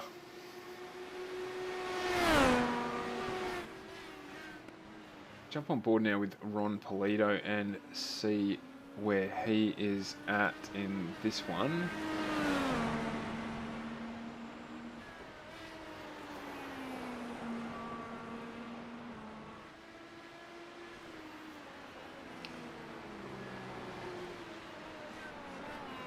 So for those of you tuning in, we've also got, what have we got coming up over the weekend? We've got tomorrow coverage of the 12-hour at Catalunya. So starting at around about 11:30, the 981 Motorsport team, our Motorsport team here at FGM ECast, are participating in that event, driving the RSR Porsche GTE at Catalunya, and looking forward to jumping in and doing a little bit of driving. I've done a fair bit of commentating this week, and as we've been streaming for the last 4 days straight, and I'm looking forward to jumping back in the car.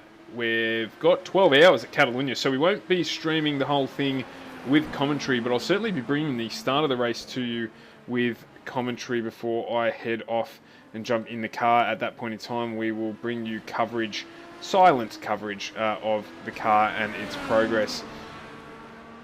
Then Sunday, day of rest. And I say that, but I might end up jumping on and bringing you a little bit of NBA 2K20 as I continue to learn that. Maybe even a little bit of Assetto Corso as I equally start to get into that game. We're trying to broaden what we're streaming here and bring you some diversity. So that's what we've got over the next couple of days before heading back into next week, Tuesday night, bringing you round 2 of the Oz Pro-Am Sim Racing Series. Back to New Zealand as well for the Super GT Thursday, where we've got 2 races to bring you there.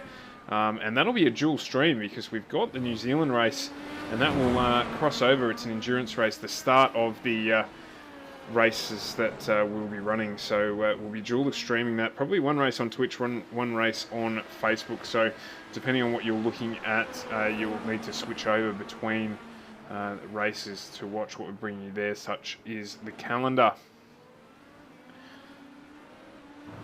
Next Friday night we skip Indy as we all get prepared to do the 6 hour at the Road America as well. So we're at Road America for the GT3 GTE series, and yeah, we're looking forward to participating in that as well. Yeah, Luke, we're definitely planning on doing more of the 2K streams. It's just a matter of battling my kids for my PlayStation, and I meant exactly what I said there. They take over, and so I've got to get that off them to be able to do those streams. And there's a few more games coming out on PlayStation over the coming months, and of course the PlayStation 5 are coming out towards the end of the year. We have done a pre-order for that one, and hope to bring you some very fresh content when that is released. A couple of different types of games as well. There's a Warhammer 40,000 game that we've been given pre-release access to. We're going to have a look at that. It's called Necromunda, which is a Games Workshop-based game, and a few other things across a couple of different platforms that we want to bring to you. So plenty to come. What I'm really waiting for is September 8th when Tony Hawk's Remastered 1 and 2 comes out on PlayStation, and we'll be in the queue to get that one, pick it up, bring it home, unwrap it, chuck it straight in the PlayStation, and bring you a few solid hours of skating without a shadow of a doubt. Yeah, we do too. Unfortunately, the retro gaming nights have been closed down a little bit because of the COVID-19 restrictions in Victoria. Reese and I are working on some other ways, as Chris Purnell does come into pit lane now, our race leader. Reese and I are working on some other ways to try and bring that retro gaming night to you. We may end up finding a way to do that. We believe we actually have found a way to do that, but we need to do some more work on getting it up and running. But as soon as we do that, we'll be back into it because we enjoy the retro gaming nights too, albeit it's a night basically of losing video games. But I'm okay with that. We have fun. So Purnell getting out of the pits there, taking tyres, doing fuel, and back out into the race. At this stage, a minute ahead of the two cars in second and third, being Yemen, and Brad Klink has moved up there as well. So did say to watch out for that battle, and it's happened as we expected. He actually made up that time over the pit stop lap into and out of the pit. So Brad Klink doing great in this race, up 7 spots into third position. So well done to him so far.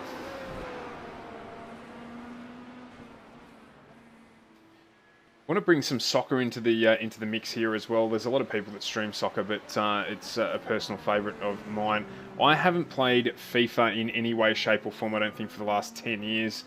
And if NBA 2K20 is anything to go by, FIFA will have more buttons and more controls that you can do than a human being can actually perform. So we'll get that when that comes out, and we're trying to get some more riding done as well, trying to get some more short, as we just see Yemen rotate there. Where's Klink on the track coming down? So he's got gap to get that one turned around and get back into the race, as he has done that there. So, but that's going to have given Brad Klink the sniff. He's only now 8 seconds behind Yemen in front of him. He'll know that something went wrong there. But yeah, certainly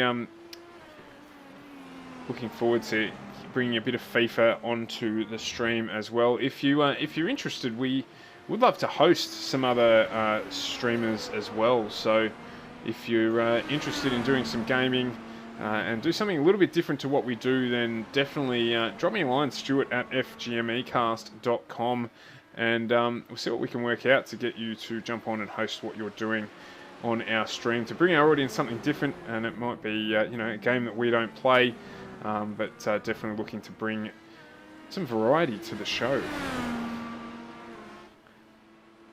We're going to host a midweek show as well as we get through some of these series, just to let you in on some of the plans for the network. As we get through these series, we're just looking to bring you a midweek summary show of what's gone on in all the series over the last week, and news in the sport and things like that. Just as a just chatting style event on Twitch. So we're doing some background work on that. There's lots going on at the office to get all of this stuff sorted out so we can bring you some variety into the stream and get some more engagement from you all. So look out for that one. That will be coming up towards the second half, or probably the early half of next year. We'll get that show up and running, particularly as we continue to work hard to get our global IndyCar series up and running. So we've got 3 zones coming on, where we're obviously running this one now in Australia, New Zealand.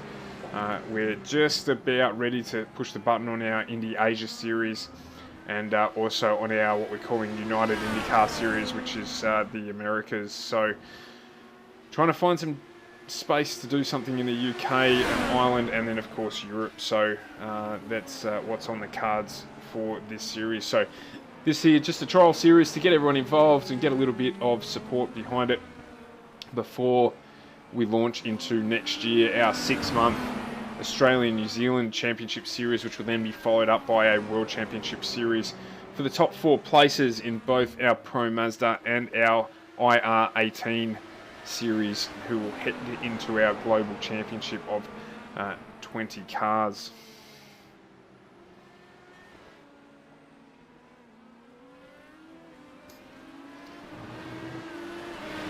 Just see Lee Vandenberg here unlapping himself by heading around Daniel Yemen there. So he's just got to get around Chris Purnell and he will be unlapped and back on the lead lap of this race. So still got time, Vandenberg. There's still 38 minutes to go in this race to get himself further up the field. So we'll keep an eye on him as he continues to get to work.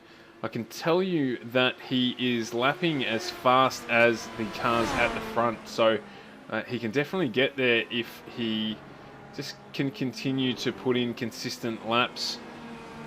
It's also checking on Ron Polito there. No, there was a little flash up on the screen. We do have a small battle developing between Carl Barvik and Ray Oliver here. These two, actually these 3 cars, just on a second between them. Polito to Barvik, Barvik to Oliver. So this gap will close up here. I also need to let you in on a little trivial fact here. Ron Polito's only been racing iRacing for 2 months. And we've been fortunate enough, probably 3 months now actually, because we've been saying it for about a month, but he's only been racing for 2 months. But he joined our E-Series, the Australian E-Series, and he was extraordinarily consistent, just missed out narrowly on a 3rd place in our maiden season of that series. So doing really well as well to jump across and support us in both the Pro Mazda and the IndyCar. So definitely want to see more drivers join this series, because I think it's going to turn out to be a cracker, particularly in preparation for next year.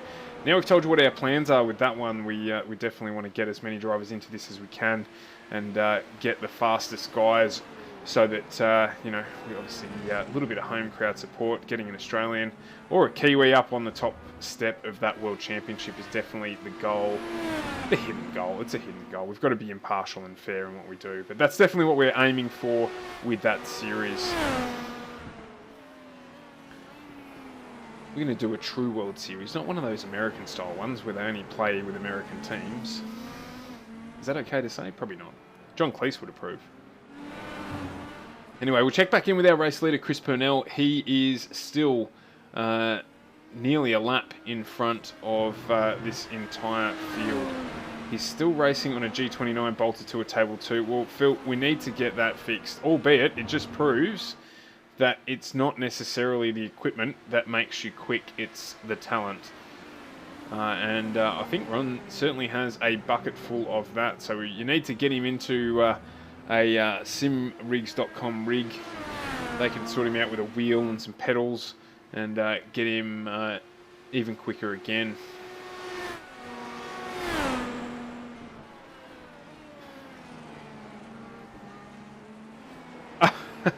That's not entirely true, Phil. You do well as well, mate, particularly if you've only just been doing it for a little while.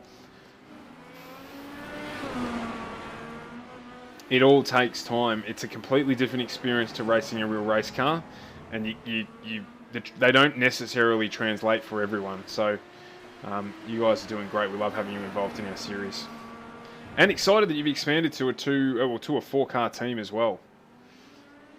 So looking forward to seeing what you're going to do in our E-Series. I did see from your profiles there that you do a bit of bike racing, so brave men.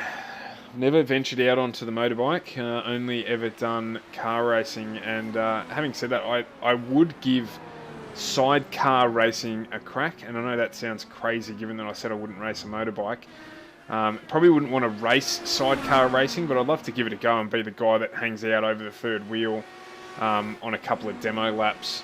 I don't know that I'm flexible enough to do anything too serious in those though, and looks like Lee Vandenberg has gone off track again, unfortunately for him. It might have just picked up an accidental timing breach there as well, so it doesn't look like there's any damage to the Vandenberg Delara as he continues to try and make his way back through the field here. Purnell pretty firmly in control of this one. He is a minute in front of Daniel Yemen and a minute 01 in front of Brad Klink, who is closing in on second place there. You can see the black 981, sorry, my apologies, the black Redback race team car. He is closing in on Yemen, less than a second away now before moving potentially into second place. So Yemen, as we expect, is going to have some work to do here.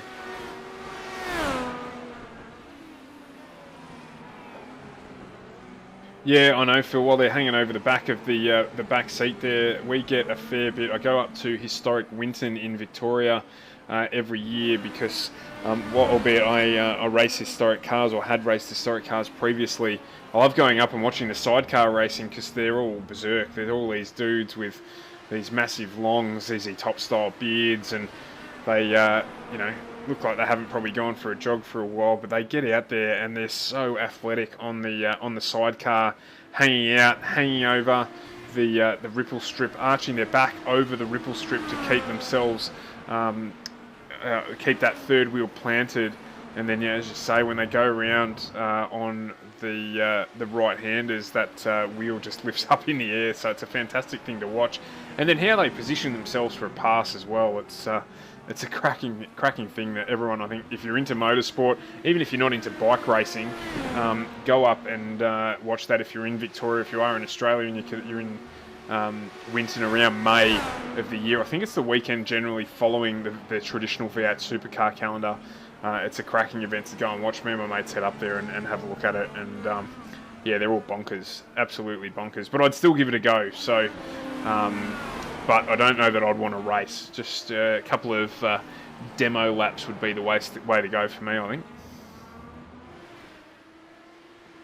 So Brad Klink here still closing the gap, now down to just on half a second behind Daniel Yemen. So he's gradually reeling him in, and won't be too long before we're going to need to jump onto gearbox cam here. We'll jump onto the nose of Klink to see how much he closes up here under the draft.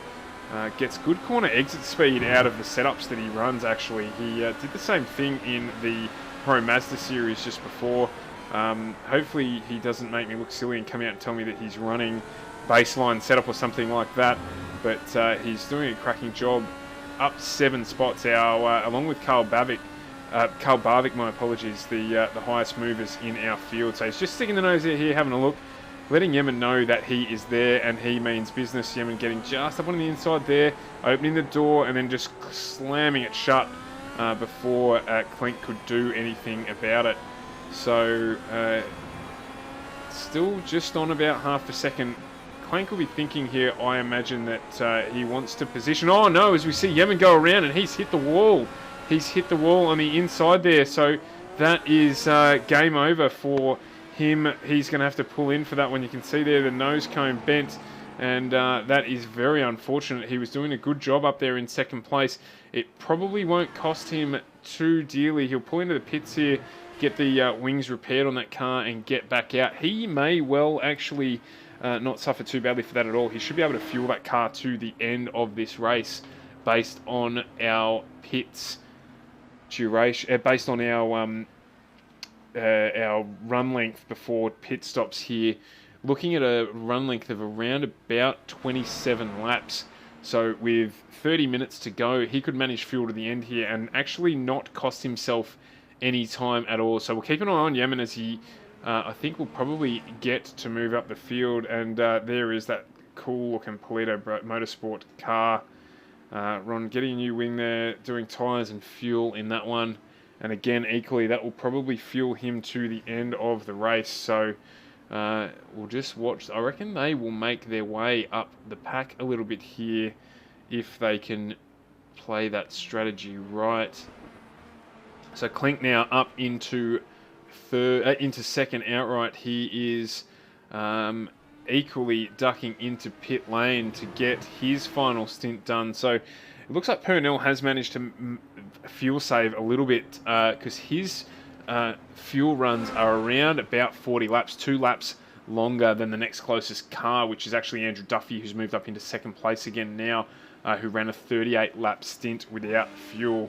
So Clink now getting out. He will be fueled to the end. May have to manage fuel a little bit, and we've got Barvik there now, his teammate, moving up into third place. So it is Purnell from Duffy. Duffy doing a good job in second place. He is up 1 spot from his qualifying position in third. Carl Barvik up 9 spots now into third position on this one. One of our drivers doing dual work tonight, running in both series. And then we've got Brad Clink, who has done his pit stop in fourth. So he is our effective second place holder at this point in time from Daniel Yemen and Ron Polito, who I believe will move up into fourth position, having done his pit stop. So it's whether or not the newer tyres for the later pit stop drivers can make the difference for them in those last few laps to maybe make up some places. But a little bit of pit stop strategy here working in the favour of some of our drivers who are pitting earlier than the others. Just jump on board here with Andrew Duffy and see if he does jump into pit lane. He ran 2 full laps extra. He hasn't gone into pit lane. Carl Barvik, however, has gone. So he will adjust his way back through the field, which will move Brad Clink, Daniel Yemen, and I reckon Ron Polito may just get there. Ron's a little bit further back down the road.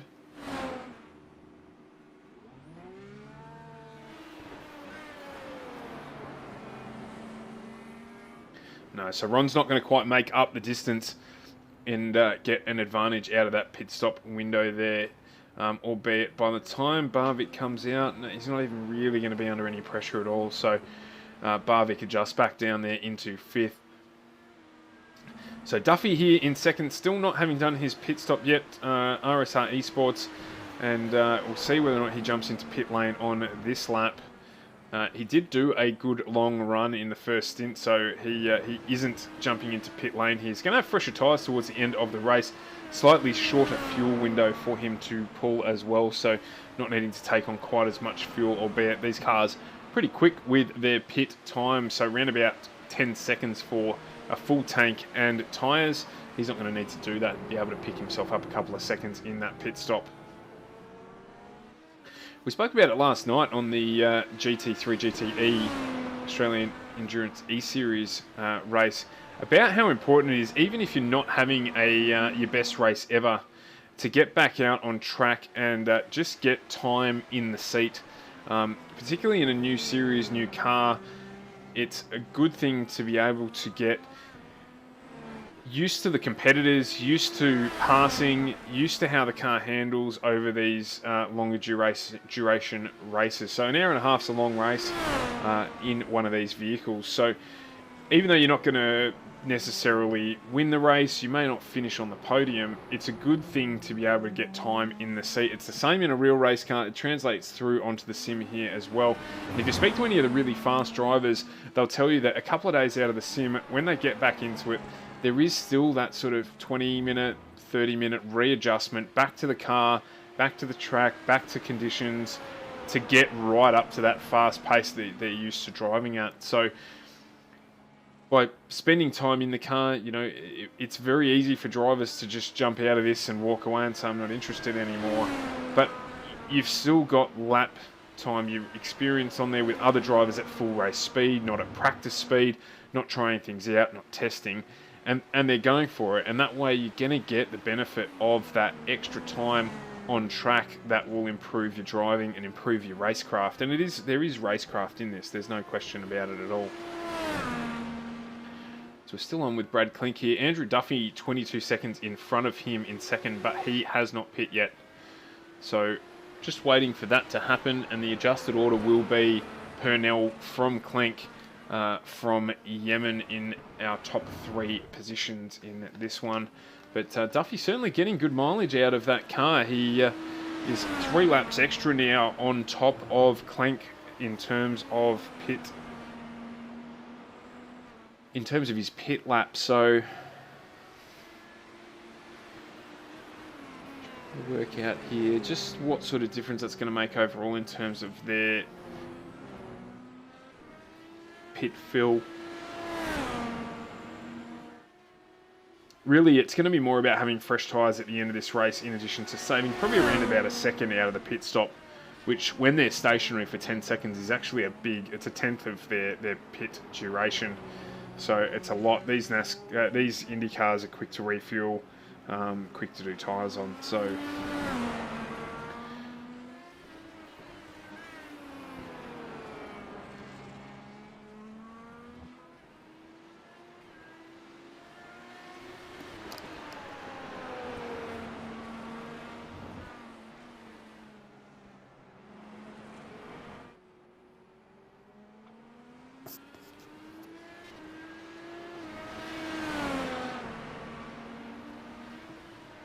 So as Duffy goes around again, we're just going to jump in with him and let him take us for a lap around this track. We're on the roll bar up above the helmet here, and we'll just see how he gets around. Cosworth motor in these Indy cars sounds fantastic. All the telemetry and data there down on the steering wheel. They are a direct copy of the real steering wheel that are in these cars. When you're driving these, and particularly the Pro Mazdas in virtual reality, it's a mad experience. You definitely you can sit up and look over, and it shows you the whole tyre, and you can look around you. Unfortunately, even having crashes in them, extremely realistic. So VR is a great thing in the sim racing world. Certainly a long way from where I thought it would be back in the 80s when I started video gaming. In the old Papyrus IndyCar game that was out on, I think back then it wasn't even a Pentium, it was a 386. So it was a very, very early computer. And a bit of history for you there. The Papyrus game label is actually the people behind this iRacing platform, so that's what they moved on to once they got out of floppy disk territory. Place no man wants to find himself.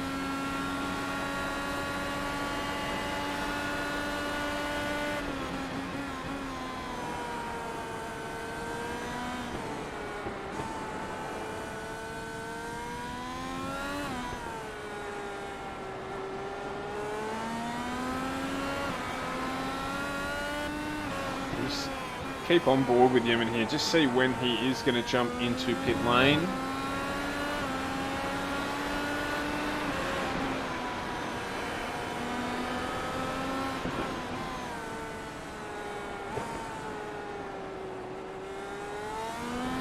See, Chris Purnell has done his pit lane transition already, so lap 58, Duffy getting better economy out of his Dallara than Purnell for that one.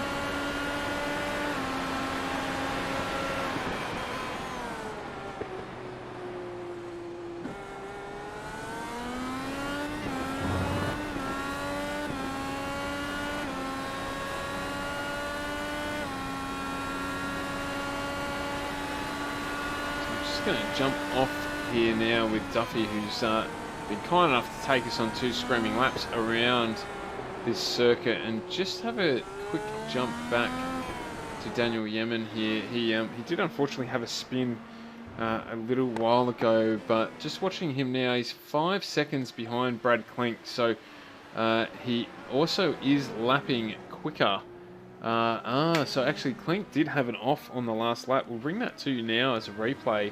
Just see what happened there. So we did notice that gap close up quite significantly.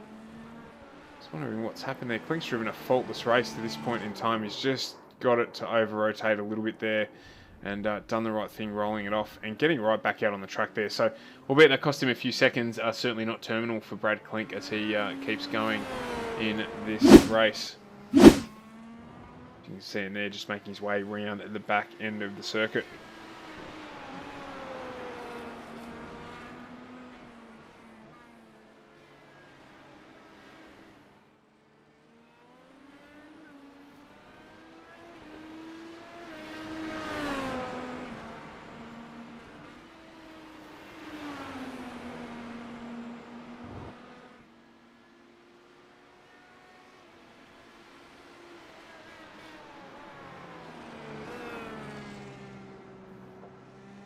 Brad actually is the current GT3 champion in the Australian Endurance E-Series, taking out that title last season, getting it done basically with a race to go. In fact, probably a little bit more than a race to go, as Lee Vandenberg is in pit lane doing his final pit stop in that Penske liveried car there, getting in and out relatively easily as Andrew Duffy goes around him to complete another lap.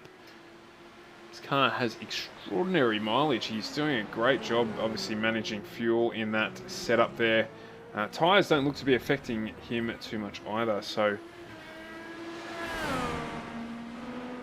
bring the dashboard up on the car here. Be interested to see what speeds these cars get up to down this back straight as they get into the braking zone there. 284, 285 kilometers an hour. Registering on the Duffy car there as he went through, and he's just over-rotated it there, and Lee Vandenberg doing a great job to make sure that he missed him going around the outside, so well done to Vandenberg. Duffy back onto the track there with really no issues at all. Daniel Yemen, we've seen, my apologies, just have an off-track as well.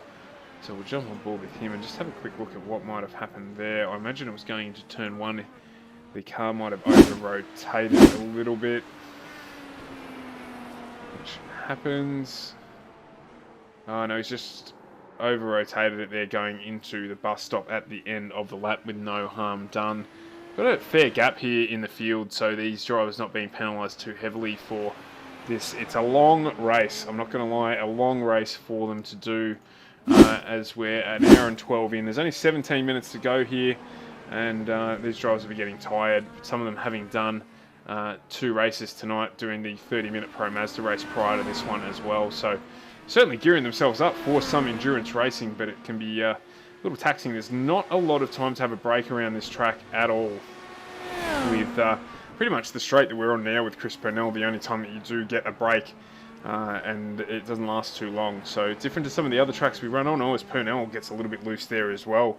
That part of the track there catching a lot of our drivers out tonight, but definitely these races, one of the challenges the guys like about the endurance series obviously is that it tests your mental endurance as well as your driving ability. An hour and a half in these cars is probably as long as they would do in real life. So we are trying to replicate the real IndyCar series here and doing that with the series order as well as the duration of the races. So you'll notice when we go through this series, we're going to have it alternate between a circuit track and also then a oval race, which is how they do it in the IndyCar. The last 2 rounds of the year are actually from the same location. We go to Indianapolis and we do the Indy circuit, and then we do the Indy Oval with the conclusion to the race, so the conclusion to the season. So let's see what it brings. Exciting times. We've got plenty going on at FGM ECast. If you're watching and you've got a business at all and you'd like to get exposure to a new market, definitely at the moment, particularly while in lockdown, there's some fantastic opportunities to expose your brand to a new market that perhaps you hadn't considered before. might be cheaper than you think as well. So if you are interested in getting exposure to our audiences over the duration of the next 7 or 8 weeks as we get through the next quarter of our calendar, drop me a line, Stuart at FGMEcast.com, and I will get in contact with you. We have plenty available in terms of on-car sponsorship, as well as the ability to create a custom package for you. We are backed by Ferguson Group Media, and of course therefore have access to creatives and all sorts of different ways to advertise your business. So do reach out. We'd love to hear from you.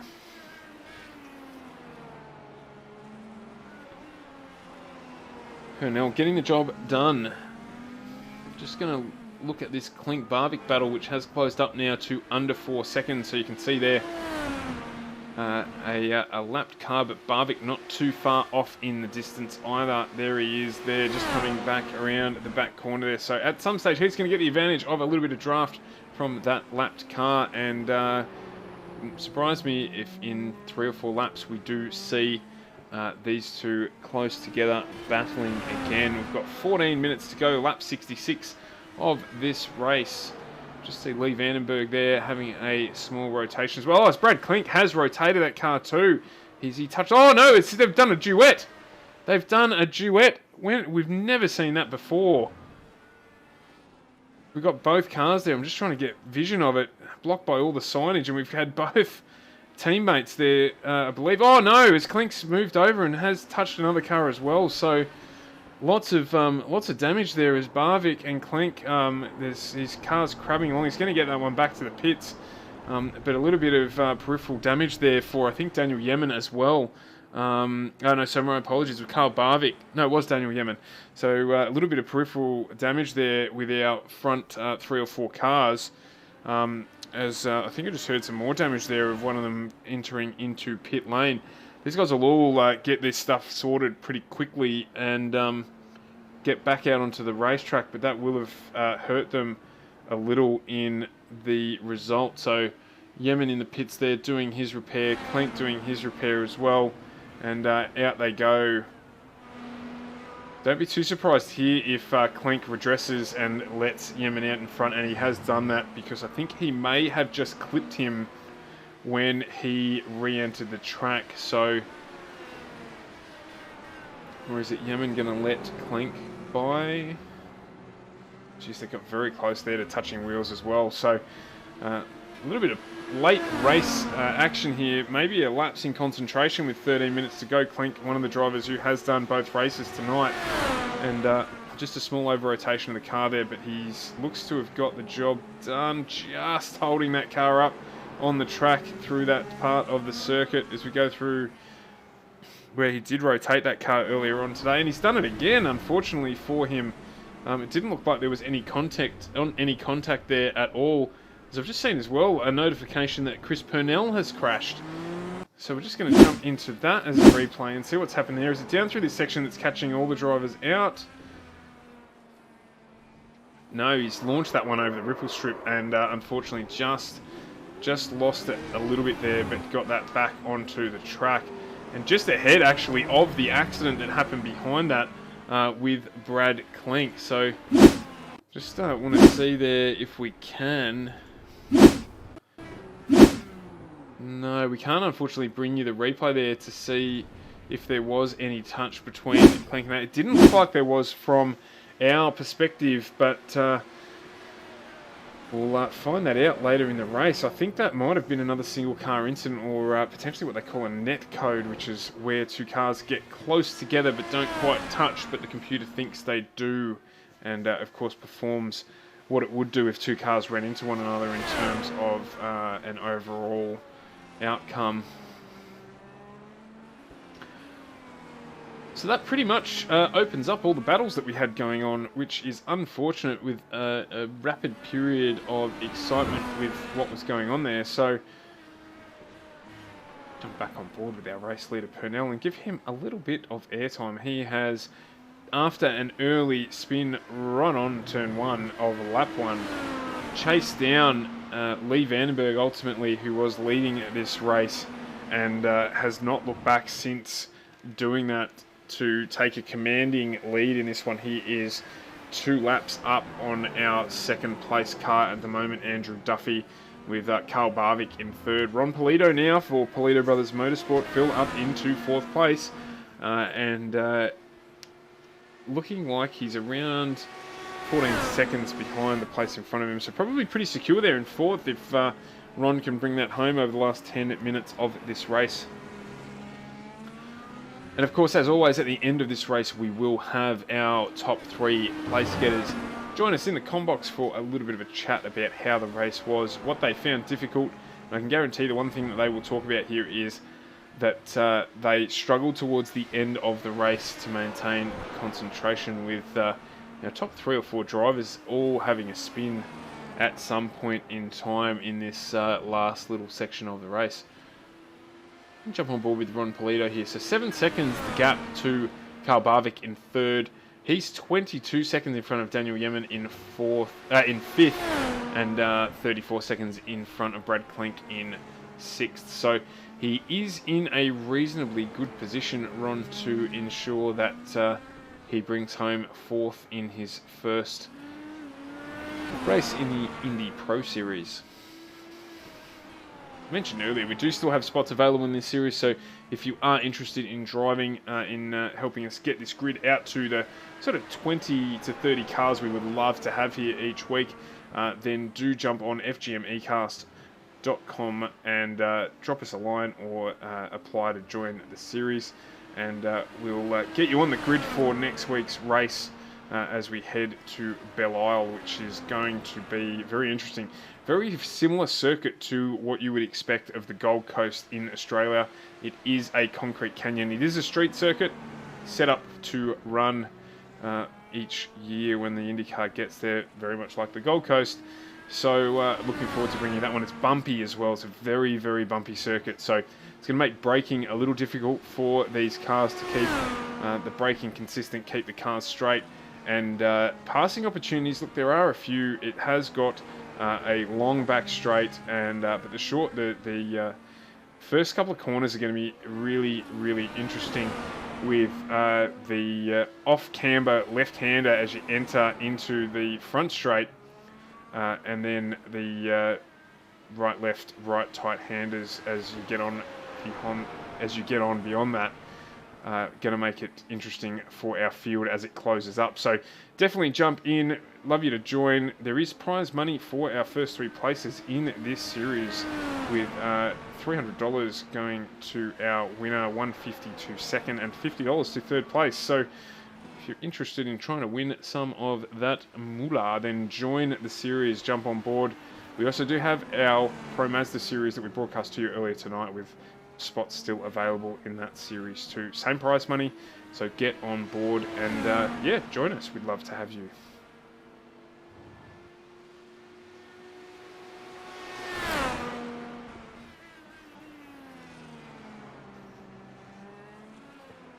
So just out to 7 seconds now for Polito in that awesome looking Polito Brothers Motorsport livery. I love the fact that they run the same livery across all the cars, and it always looks good, which means you know you're onto something. If you apply it to every car and it looks stunning, then you've done something right when you've put it together.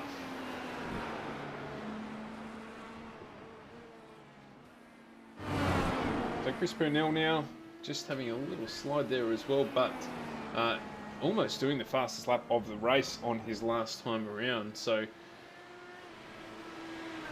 certainly not leaving any stone unturned in his pursuit of winning this race.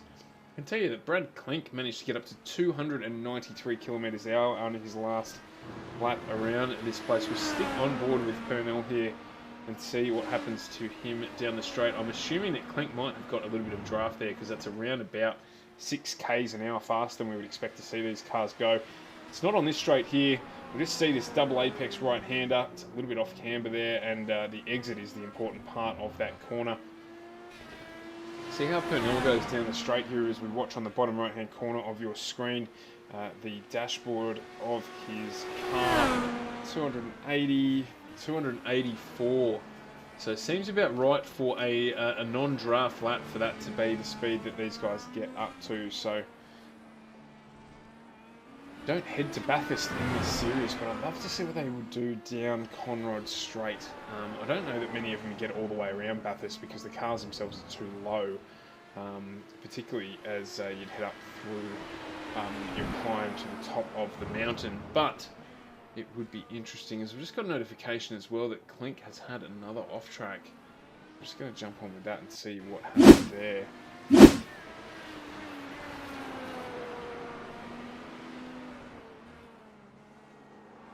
So just running a little wide there on the entry into the bus stop, and that's sending him around. But he has got back out onto the race line and back on with it again. So 5 minutes to go in this one. So looking at around about 4 laps at the current pace.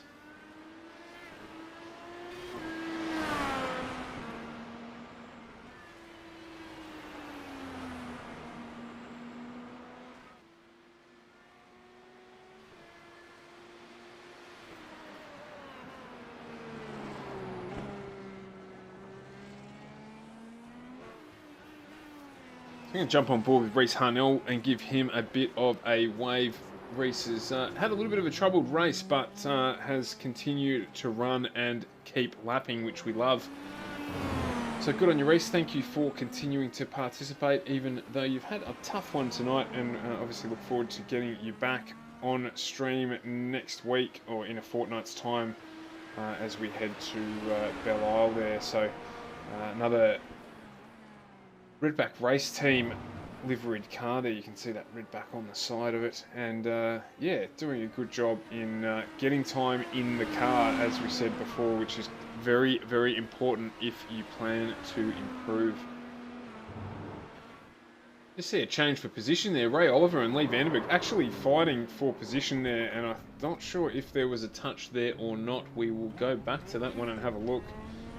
Lee has slowed right down, so I'm going to suggest that potentially there was, and he's going to redress that position, and he has done there. So well done, Lee. Good racing. Obviously a little bit of a coming together there, and he's just held up and redressed the situation. So that's the kind of racing that we like to see. You can see there just a little bit of a touch, and Vandenberg doing the right thing there, and just allowing the redress. So disappointing obviously for that to happen, but good sportsmanship there from Vandenberg to let Oliver head back out in front of him.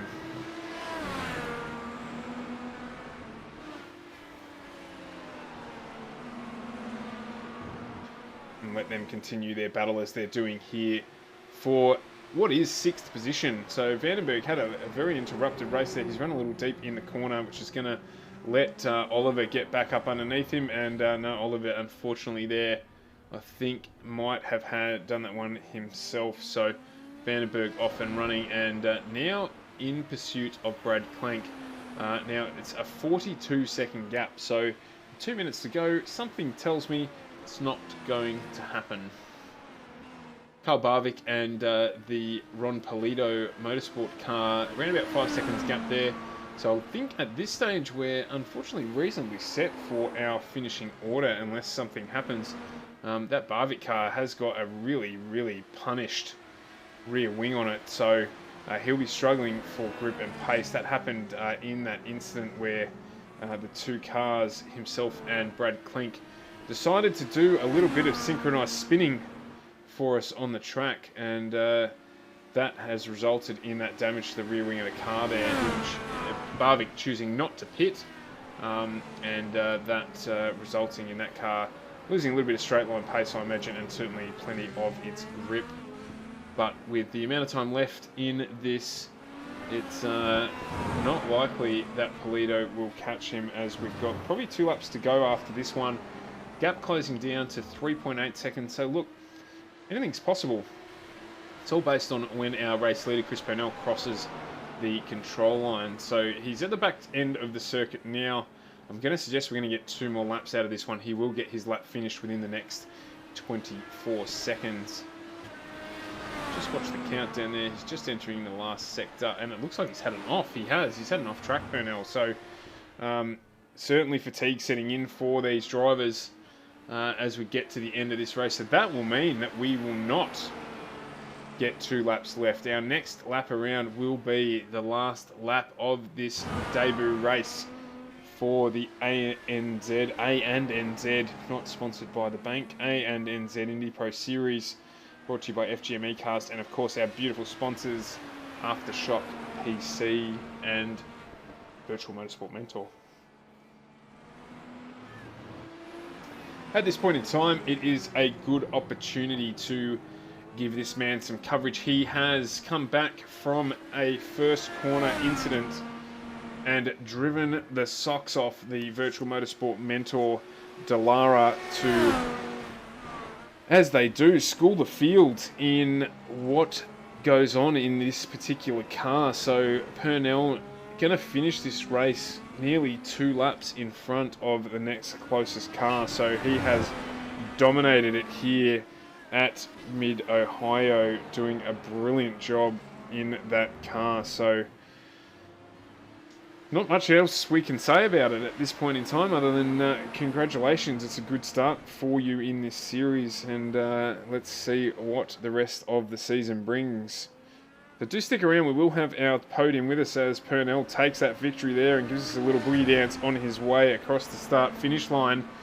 We will have the rest of our podium with us in the commentary box shortly to have a quick chat about how the race went. So Andrew Duffy here is going to bring that RSR Esports car across the line in second place, so congratulations to him.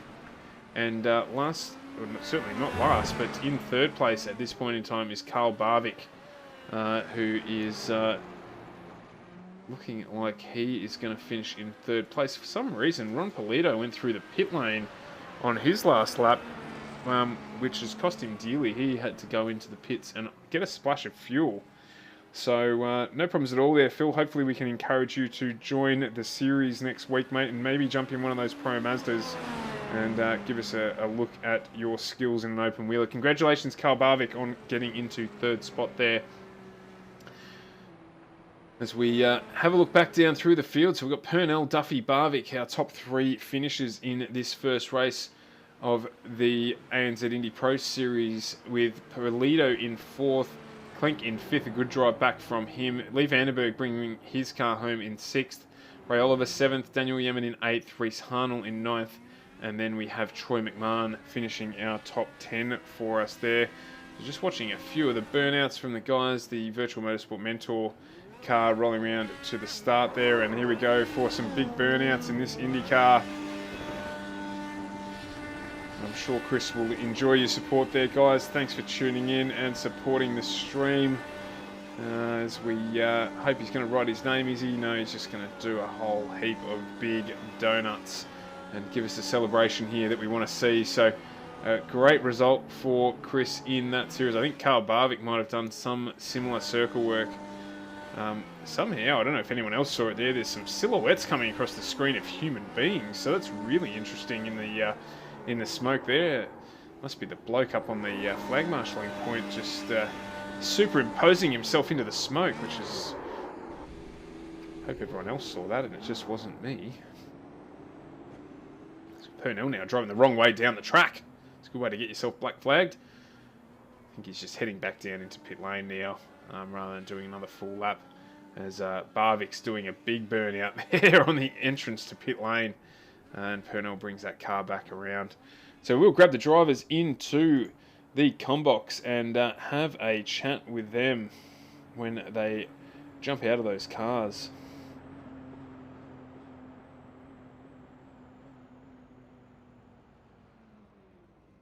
What a first stream. I am excited. It's going to be good to see how these cars and these drivers develop in these cars as we get into the next couple of weeks. As I said, next week we are heading to a more technical track. No, that's probably not the right way to describe it. We're heading to a different sort of track. Going to a street circuit from here is going to make things a little tougher for our drivers. As I said, the entry to the braking points a lot rougher. And it's going to be more difficult for the drivers to make sure that they get the job done into the braking zones. Walls everywhere, so not as much racing room around them either. And we're going to need to see how the drivers there get on at that track next week with the concrete canyon that it will be, as I said, similar to the Gold Coast in Australia if you're looking for a similar track if you're not familiar with it. And I am joined now by our very first podium in this series. Congratulations, Chris, Andrew and Carl on a race well run. And start off with you, Chris. Bring home the first win for the series. What happened there on the first corner of lap one there? You ended up running wide. Yeah, thanks, man. It was a pretty fun race. Yeah, first lap, I completely misjudged the toe into turn one, and I was coming right up to Lee way quicker than I expected. So I jumped on the brake, pinched a front, and just instead of absolutely throwing it in the wall, I thought I'd just bleed the brake off, run in the sand, and then come back at it. Well, we're glad you did, because what we then got to watch was you basically running a short sprint race to try and get back up to the front of the field, and it was great to see. The driving standard tonight really impressive from a viewer's perspective for a first round in a series where a lot of the guys didn't get time to do much practice. How did you find it? The guys were great, man. Like, everybody gave enough room. They were fair. No silly mistakes. It was probably one of the best races I've seen, to be honest, for a new series that had very minimal practice time for a lot of the guys out there. So, yeah, it was awesome to see. Thoroughly enjoyed it. Hey, yeah, a little bit sad to see Lee have the issues, I think, and Andrew as well. I think we would have been quite close with pace, and a good battle at the end would have been quite good. But wasn't what it was, and hopefully next race it'll be a bit closer. Yeah, and that's a good segue. Andrew Duffy taking out second place here tonight as well. Andrew, a really solid performance from you as well. You sort of managed to avoid most of the goings on around you and just sort of run your own race right through there, which led to second place. Yeah, no, it's an intense place to race, that. I had a problem with my wheel on about halfway through this first stint, so sort of unplanned first stop. It just turned itself off. Luckily, it wasn't a crucial part of the track. I essentially spun into the pit lane, but yeah, it was just recovery there. I didn't have anywhere near the pace of Chris or Lee, so I'd sort of planned just to run into best I could there and try and get third. It certainly worked for you. We'd wonder what happened there. We noticed that happened right in front of basically the entry to pit lane. I think you had 2 corners to go before you got into pit lane. And we actually said that it worked out quite well for you because you were right on the pit window in terms of fuel and tyre strategy for the race. So, yeah, fortunate there and able to bring home the bacon. Yeah, it was good in the last stint to come out on the fresher tyres and didn't need them in the end. Yeah, it was good race, good series. Thanks for setting it up for us. No worries, we appreciate you jumping in. And Carl, I've got to ask you, mate, the first thing I'm going to ask you about is synchronised spinning. Yeah, I must apologise to my my teammate there, Brad Clank. Just broke my concentration completely seeing him in the wall, and these things are pretty delicate over that crest. Yeah. And yeah, I wasn't such a ballerina at that point in time. Didn't go down too well, so I apologise to him. But yeah, I really wasn't expecting to end up in the podium with the problems I had at the start. So thanks to the organisers for the quick repairs. Yeah, no, absolutely, and it's deliberate when we get into the start of these things. Sometimes these things do happen, but in your credit as well, you did finish the race with a fairly pedestrian-looking rear wing on that after that incident, choosing not to pit. So the car wouldn't have been all that pleasing to drive for that last section of the race. So it was less than optimal. I mean, I just managed to find some serious pace, but yeah, no, getting it over the line was pretty relieving. Excellent. Well, we're going to, we were just talking about it before we brought you in, and we're off to the Concrete Canyon next week. So it's going to be a challenge there with the rough braking surfaces and things like that we expect at that track. So it's going to be good to see. Hopefully we can get the field to keep growing over the next week and challenge you guys a little bit further when we head to Belle Isle next week, in a fortnight, I should say, for round 2. Sounds like fun. Can't wait.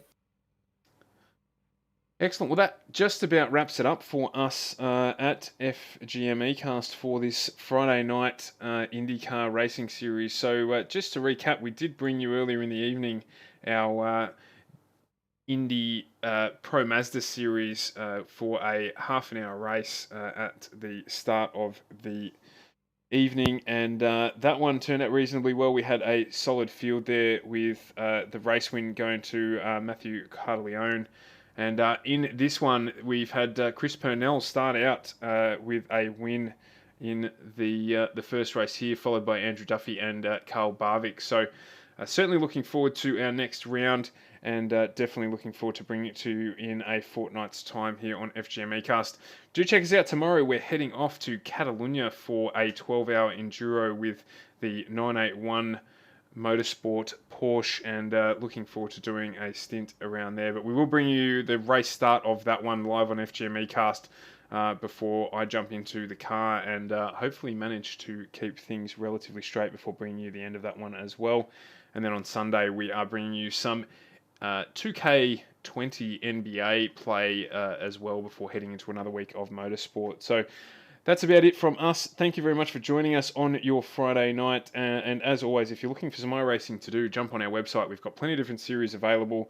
And other than that, we will see you when we jump back in tomorrow. Thanks very much for watching.